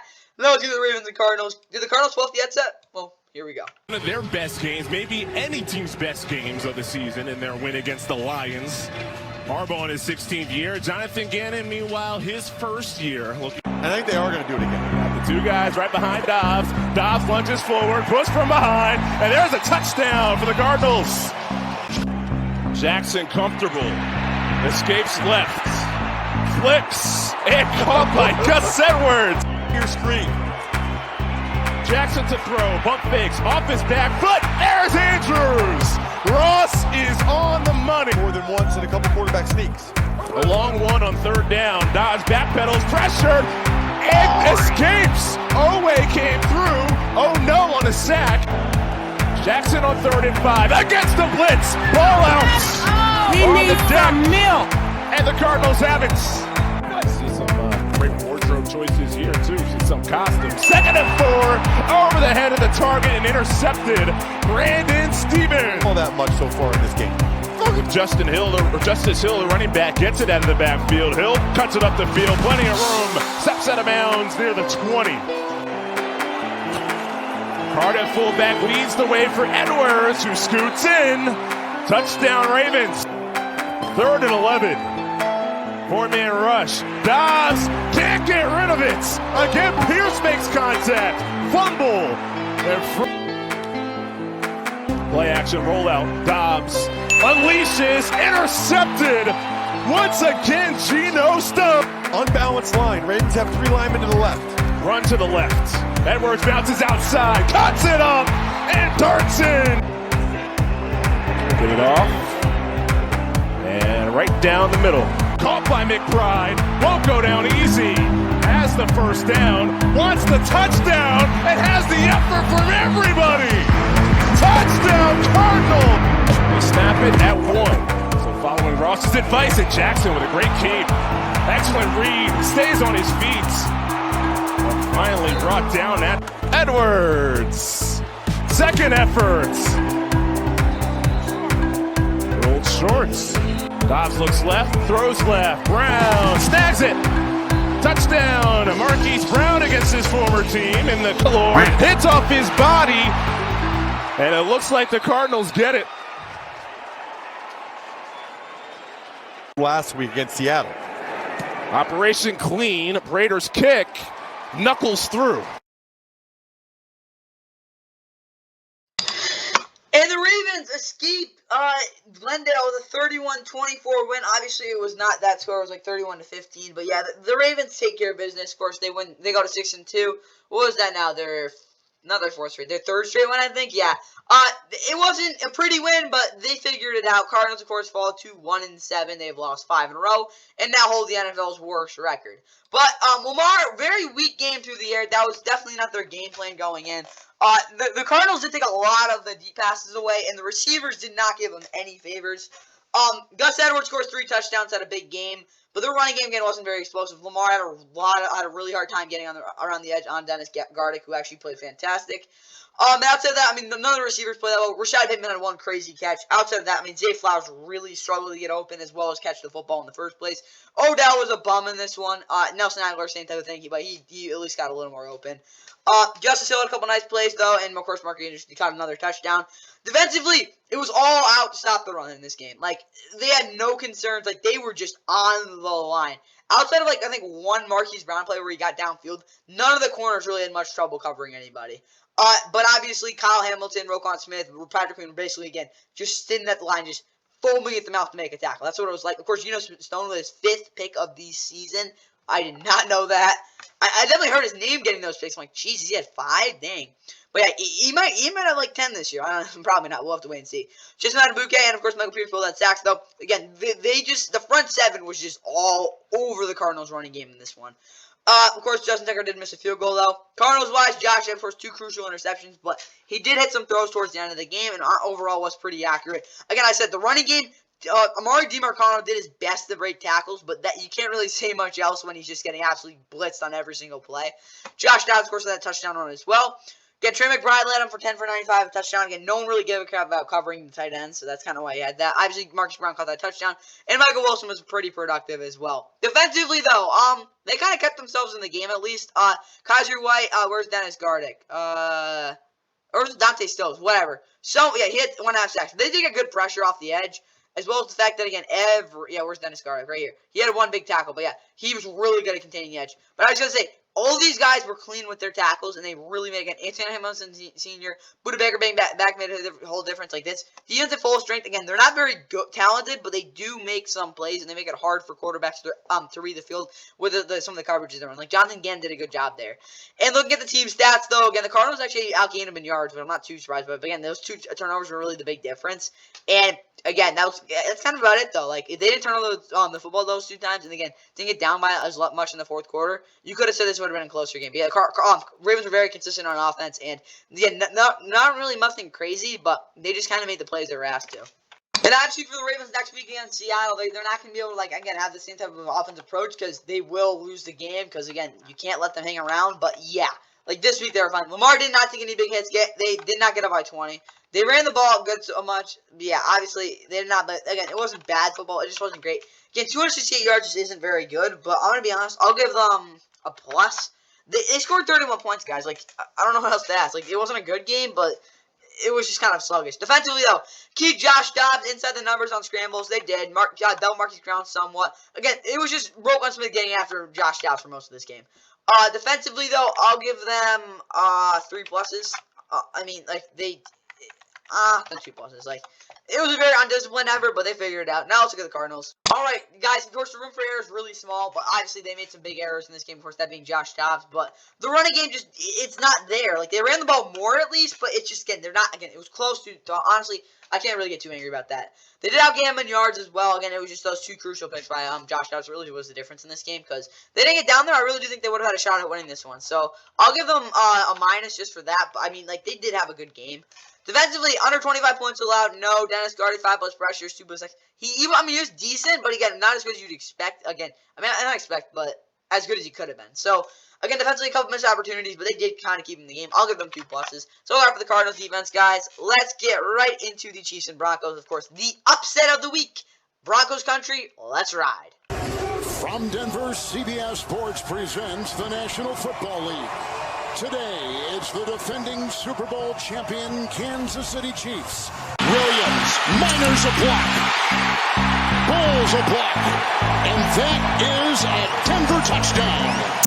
Tooney the block. Look at the time. Tooney sticking with them. Mahomes on the run. Needs the 22. Dancing and breaking tackles of...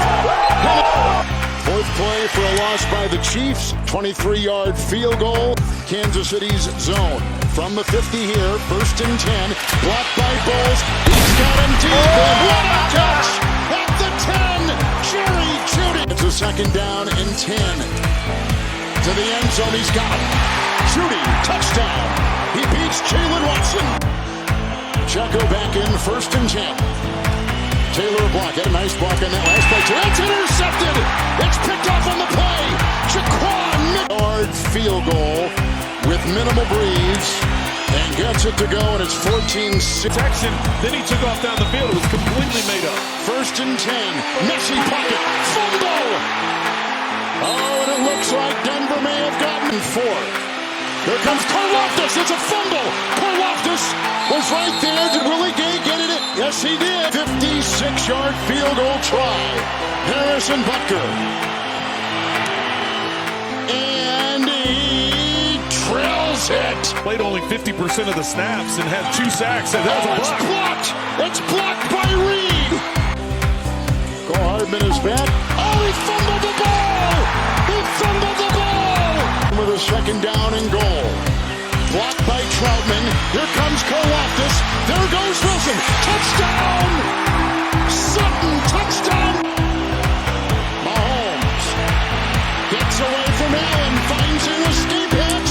Throws and got him! What a catch by Gray. They'll empty the backfield. Now he's going to keep McKinnon 4th and 2. And he's going deep and more. Incomplete. Mahomes getting away from Benito and then just heaving it downfield, and it's intercepted. Picked up by Justin Simmons. 5th time he's... Now a 28-yard field goal. Perfect. And the Broncos finally beat the Chiefs for the first time in over 8 years. Of course, snapping, what was it, the 16 game losing streak to the Chiefs. Yeah, it's been a long time coming. But I did kind of question it. I didn't actually mean it, but I did kind of question. I'm like, hey, maybe the Broncos were pretty good again, defensively at least, in Kansas City back in Week 6. And like, hey, short coming off here. I mean, the Chiefs could absolutely overlook them. And look what happened. Patrick Mahomes and the Chiefs are one of their worst offensive outputs in the Patrick Mahomes era. And obviously, the Broncos, they Broncoed their way at least offensively to the win. And obviously, defense has been fantastic as of late. Mahomes, let's put it this way. If it's not Travis Kelce, it's nobody. Because no one, and I mean no one, made a play in this one outside of Travis Kelce. And even then, Travis Kelce was just getting triple teamed. So that's what I got. And when Isaac Jacob getting 8 carries, I'm not mad because he downed me in fantasy. But outside of that, it's nothing. They did not run the ball even close to enough. Mahomes obviously did struggle. I mean, he did have some open receivers once in a while. But he did drop in the dime go-ahead touchdown to, what is it called? Sky Moore, who of course dropped it. And yeah, Sky Moore, number 1 receiver, absolutely not. They need just a guy who can go out there and you're just saying, throw him the damn ball, he'll catch it every time. That's what they need. And obviously, the one of the picks was a desperation one, but the other one was bad for Mahomes. One of his worst games of his career. That's kind of all, I'll be honest. Yeah, but obviously, you can't really be too concerned about the Chiefs because it's one loss, and he was going to lose one on the road eventually. Defensively though, they were not that bad overall. Like they did only get this is kind of skewed, but I'll be honest, their coverage just wasn't on this game. George Kalafis had 2.5 sacks, one of his best game career. Like up front, they were really good. Their tackling was also pretty good outside of some plays in the red zone, but their secondary did not show up in this game. And I mean, L'Jarius a huge down game. There were just some plays like you got to make those. And obviously, Harrison Becker did his 3 field goals because they didn't score a touchdown.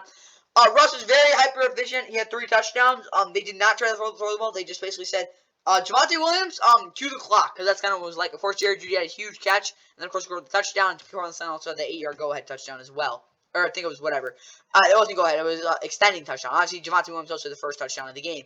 Defensively, Alex Singleton had a pick. Justin Simmons had a pick. He probably should get the defense play of the week because he was nasty. Obviously, Baron Browning also had 2 sacks. Yeah. This defense really showed up, and they have gotten so much better since that Week 3 debacle. Dang, no one would have imagined this. Will Lutz also missed a field goal. Neither team had much yardage, but again, with the Broncos having the ball a lot longer, again, 5 turnovers by the Chiefs, which I wanted to get to because you're not going to win next week against Miami if you turn over the ball 5 times because they will probably turn it over 5 times too and beat you guys like 40 to 30 something. Yeah, the Chiefs, again, you can't turn over the ball 4 or 5 times. Again, one of them, one of the pictures is kind of like a wash. So, let's say, one interception. One of them was, again, you can't, the muff punt from McCole Hardman when they were up by 5 points, that was really the end of the game for them. They honestly, they would have probably won this game if you didn't muff that. And then, obviously, MVS also muffed the, what's called fumble, and then, obviously, the strip sack with Mahomes. Yeah, the pass protection in this game was lacking by both teams. I mean, no offensive lineman played a good game outside of maybe Quinn Miners for the Broncos. But, I mean, yeah, this was a really ugly game, and yeah, that's what the Broncos needed that to win this one. Chiefs offensively, I mean, you guys had 5 turnovers. You moved the ball somewhat, but I mean, like, again, pressure was coming from everywhere. The receivers sucked. Mahomes wasn't very good. I mean, it was just a terrible game. 7 minuses. Defensively, bring 5 on 3rd down. Honestly, I'll give them 8 minuses. It wasn't as bad as that Tennessee game, but it was pretty close. They did bring a lot of pressure. Trey McDuffie was non-existent in this game. Russ rolled left and kind of did cook him a couple times. But yeah, when you hold the quarterback to 119 yards and, like, your run defense wasn't bad, you can't really complain. Like, their defense played actually. Honestly, I'll give them a plus. Like, you can't complain with the way they played. Like, they did their job. Like, that's really the truth. Like, outside of, like, one drive, they held a 270-something yards guy. Like, 240 yards guys. Like, you can't, honestly, 2 pluses. Their defense did their thing. It was just, again, the Chiefs offense turning over the ball 5 times. Like, that's inexcusable. Now let's look at the Broncos. And for the Broncos, Russ getting more leverage to Cook. Yeah, they did let him run around a little bit. Of course, that cost him to give up 6 sacks. But in the end, I think Sean Payton's good with it. Javonte Williams did have 20 carries, and they did score 3 red zone touchdowns. Offensively, again, it was not a good game by, like, the true statistics. Bleh. But bottom line is they scored 24 points, and they won the damn game. Defensively, though, they did give up under 20 points. Their defense is money. 8 pluses. I mean, I get they didn't really force all those turnovers, but the defense was on crazy stuff this game. Like, you got to have some type of performance to do that to the Chiefs, at least under Patrick Mahomes. That's all I got for the Broncos, guys. Now let's get to the national game. We got 2 more games to go. Yeah, this is the game I'm talking about with the 49ers. Yeesh. Bathing in sunshine in the Bay Area, Santa Clara the site for San Francisco hosting the Cincinnati Bengals, 2 teams that are bathing in egg all season long. Going to go up top here. Burrow to the end zone. He's there, and it is caught for the touchdown. Tyler Boyd. Concussion, how quickly he came back from elbow surgery back in March. Here he's in trouble. He's being chased. He's going to get rid of it. He's got an open receiver. It's Here's the give. Tying the record. Yes, he does. Touchdown. Christian McCaffrey. First and goal. There was movement. They're playing it out. Trying to flag down. Trying to. Kind of sleepwalking through it. And it's caught for it. Here's from 50. And it's wide right. He missed the first kick last week before making a 55-yarder. And this one from 36 is good. With toss. It's Irv Smith. Ball came out at the end. Ball came out from 56. Look at that beauty. Purdy still has it. Oh, hell! Oh, it's taken away from him by Pratt. Let's see what the marker produce a field goal in this drive and go up 2 scores. Big play, 3rd and 7. Chase. Ball came out. Ball ends up in the hands of Gibson. Here's Purdy on first down. He's intercepted. Back-to-back throws. He's intercepted by Wilson. His career leading up to that, Jim. Now here they are on first and 10 from the 17. Wide open. Touchdown. Jamar Chase. Oh. Trying to live for the next one from 10 yards behind the line of scrimmage. Lofts it. Oh, there's Kittle to catch this time for the area you could get these guys. The tight end position. Purdy sliding, looking. Back across the body again. And who else but Christian McCaffrey. Outstanding. He was with me in Dallas. They have an outstanding coach there. And look, they clear the way for Mixon. And perhaps the knockout punch. And the Bengals win their third straight with a upset over the 49ers. Yes, it was an upset. 31-17 was the final score. Of course, they had two big red zone touchdowns to end the game. 49ers and fall to 5-3. They've lost 3 in a row, and the what is it called? Panic horns are sirening so loud. Yeah, it's ear piercing. Either way, though, of course, the Bengals had a huge game against the Bills on Monday Night Football. Sunday Night Football. Of course, the Damar Hamlin Remembrance Game, whatever you want to call that thing. And it's just that. And obviously, the Niners, on the other hand, they got a bye week. They got a lot of stuff to fix. Joe Burrow, though, he's freaking back. 87.5 franchise record completion percentage of a minimum, 30 times. 283 yards and 3 tutties. Not saying the whole game was perfect, but really, really solid. Had a lot of good downfield throws. The running game with Joe Mixon is back. He looked so explosive going to the edge. Really good there. I mean, they don't really have anyone else, but it's okay, obviously, with Jamar Chase going over 10, 100, and a touchdown. Hey, what, if a guy did this every single game of the whole entire year, that would be crazy. But yeah, that is the textbook game right there. Teagan's 5 for 69 was also really good. Tyler Boyd, of course, with a touchdown. He was lethal out of the slot. And, of course, Joe Mixon was also pretty good receiver. And Andre Isaias, whatever, also caught a touchdown. Defensively, Logan Wilson might be, I'm not going to say the best linebacker, but one of the best linebackers in the league. He had a pick, 9 tackles. He's really coming to his own, I wouldn't say coming to his own because every day, all his his potential is really coming to fruition. That's really the best thing. Obviously, Sam Hubbard, though, 4 tackles and a sack was good. Trey Anderson, he's a monster out of sack, and obviously Jermaine Pratt also with a pick. The stars in this game aligned, and obviously that was a huge deal in this win. Defensive, what is it called? Evan Fearson also missed field goal. 49ers wise though, Brock Purdy, you can't. Here's the thing: when the 49ers were 5-0, their defense was on. Now they're not. So you're asking Brock Purdy to make a lot more plays that he's not supposed to be making. And yeah, the first pick, really, I don't know what to say about it. Jermaine Pratt just made an amazing play. The second one, yeah, Brock, you can't make that throw. Again, I love throwing over the middle, but you had a guy wide open on the outside there. Second, yeah, get right back to that third read. And he also scrambled a couple too many times, but he did throw for 365 yards, so at least they're doing that. CMC, 12 carries. I don't know what was going on with that. It wasn't a blowout or anything. Come on, guys. And also, they kind of, plundered in the red zone. But he did have a touchdown, 2 total touchdowns, over 100 total yards. Yeah, McCaffrey's still elite, but, George Kittle, 9 for 149, Brandon Ayuk. The numbers look good, but Brock Purdy's 3 turnovers were crucial, and also the fact, again, they got to get back to that running game. They got to run it more, because they do have guys who can actually do it. Unlike some other teams. Defensively, though, they've gotten exposed. Nick Bosa has not been the same player by any means this season. He looked bad in this game. Yeah, he had half sack, but no, he was not the guy. Eric Armstead's really the only guy getting any consistent penetration or pressure up the middle. Javon Hargrave, yeah, he's been okay in terms of run defense, but, you're asking him to do a lot more for the contract you gave him. The linebackers tackling is somewhat sloppy. Fred Warner was decent in this game, but Drake Greenlaw, he's got to do better in coverage. And obviously, the secondary's been terrible. Yeah. Taluna Funga, I'm not too mad at because he's never been the best cover guy. He's been impactful there, but never been the greatest. And he's been kind of bad there this year at least. So, yeah, it's rough for this 49ers defense right now. But they've got to get more pressure and figure out ways to do it. Steve Wilkes cannot. He's got to get back to this what this defense done before. Running a lot of zone blitzes. Rushing a lot of 4 guys because he's running blitzes right now, and they don't need to run these blitzes because they don't really have a corner. I love Charvarius Ward and all, but he is not a true number 1 at least this season. They've got to figure that out because the way they're playing right now, the blitzes they're running, it's not working out for the Stephens. They're not built to blitz the way they are.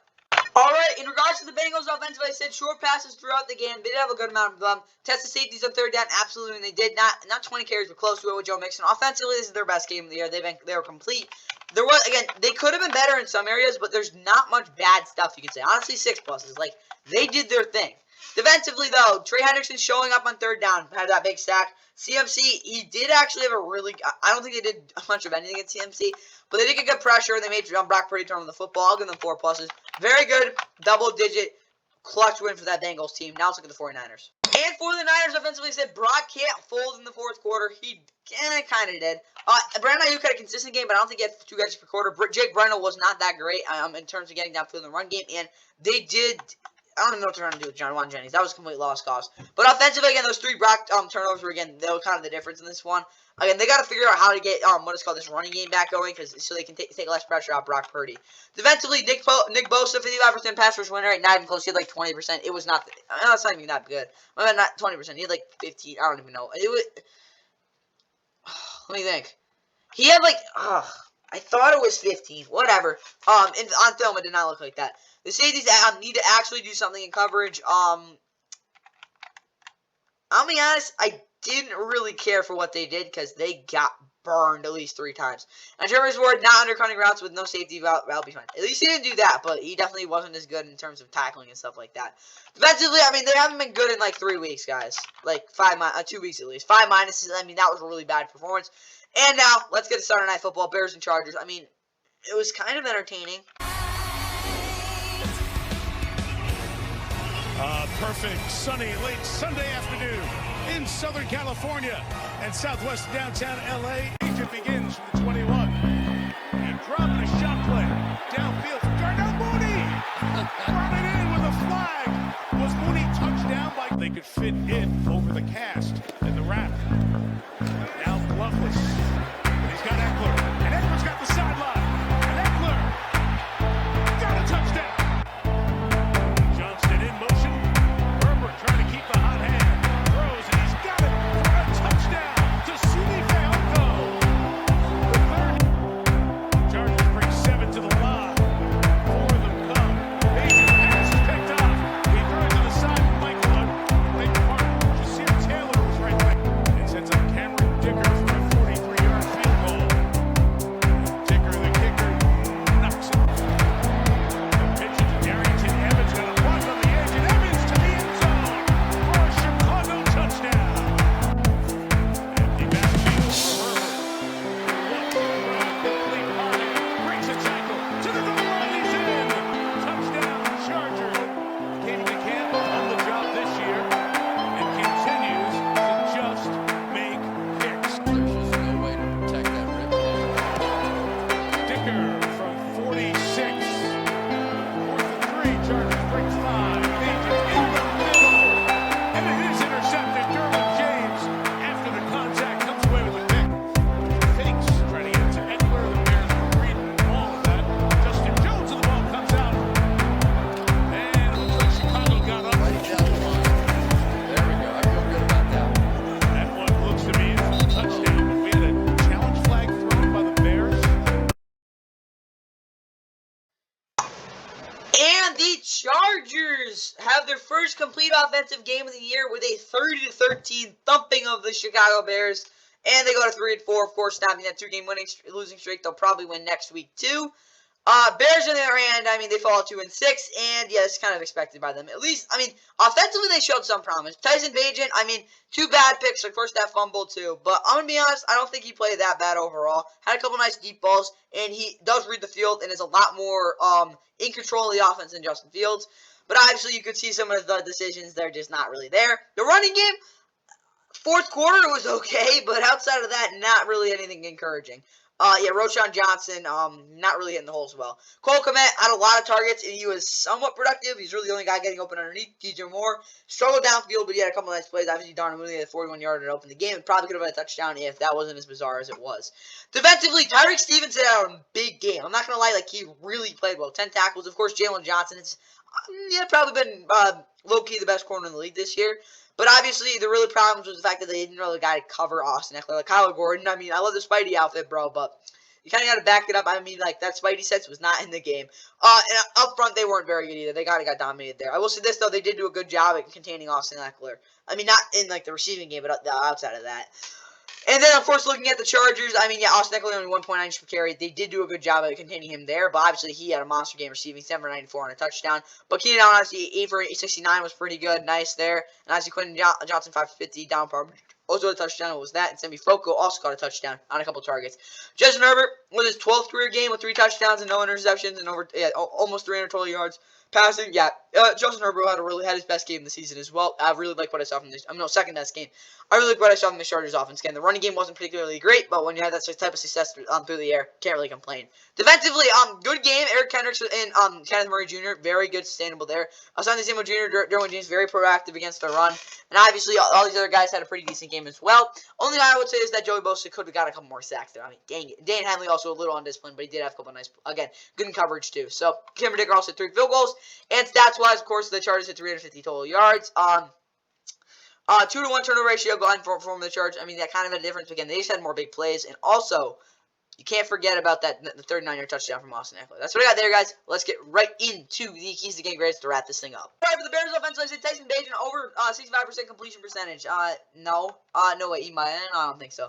Darnell Mooney had, I don't know, he had fun. Then like 1 catch. Dante Foreman, not 20+ touches. And Tevin Jenkins was okay. I mean, I don't say this offense because I actually do like what they did in the run game somewhat. I mean, again, they kind of did hang in there, but like when you only score 7 points through like 3 quarters and like they're up 30-7 comfortably in the 4th quarter, like it's not like competitive. So I'll give them 3 minuses, but it wasn't the worst game. Defensively, Jalen Johnson having another monster game. It wasn't a monster game. He just didn't really give up much downfield, and they only really was that one throw. I think I don't even know if it was that far downfield. Like again, they kind of just got cooked by what is it called? Justin Herbert underneath and then some over the top. So, I'm not really over the top, but like second level. So, I'm going to be honest, defensively, it just wasn't that good of a game. 5 minuses. Like, it wasn't a colossal failure. You're decent against the run, but I don't know how far that takes you when you lose by, 3 scores. That's what we got there, and also the Chargers to wrap this thing up. Alright, Chargers offensively, they did not have 4 yards per rush attempt. Justin Herbert getting the ball quick, yeah, pretty much. And Quentin Johnson, did he have 100 yards? I don't think he did. Let me check. That's the wrong thing. Yeah, there we go. Quentin Johnson did not. He had 5 for 50, which essentially is 100 yards. So, yeah. 5 touches offensively. They finally looked like the right offense. Defensively now, Joey Bosa getting better reads when he delays his jumps again. He had some like, bro, you could have beat him. Like you're the tackle off kilter a lot. Like what was it called? Not Zion Johnson, Jamar. No, not even him. Rashawn. Yeah. Trey Pipkins, he had so many chances to get a sack off that edge. Like, I mean, like, bro, you got him off bounds. Again, you just got to time those routes, those jumps better. And obviously, Sebastian Joseph-Day getting more push in the backfield. I mean, a couple of times, but he definitely wasn't too impactful. Santi Samuel Jr. was good in inside leverage as well. I like what I saw there. So, defensively, I mean, again, the Santi Samuel Jr. really did get a good job, like, settling into those places. Eventually, I'll give them 4 pluses. I mean, there's really nothing bad you can say about this defense. That's all I got for the Chargers, guys. Hope you guys enjoyed the Week 8 NFL Sunday recap. Yeah, hope you guys enjoyed Monday Night Football. There for the recap tomorrow. And the Jackets, for the 3rd straight year, have beaten ranked Carolina.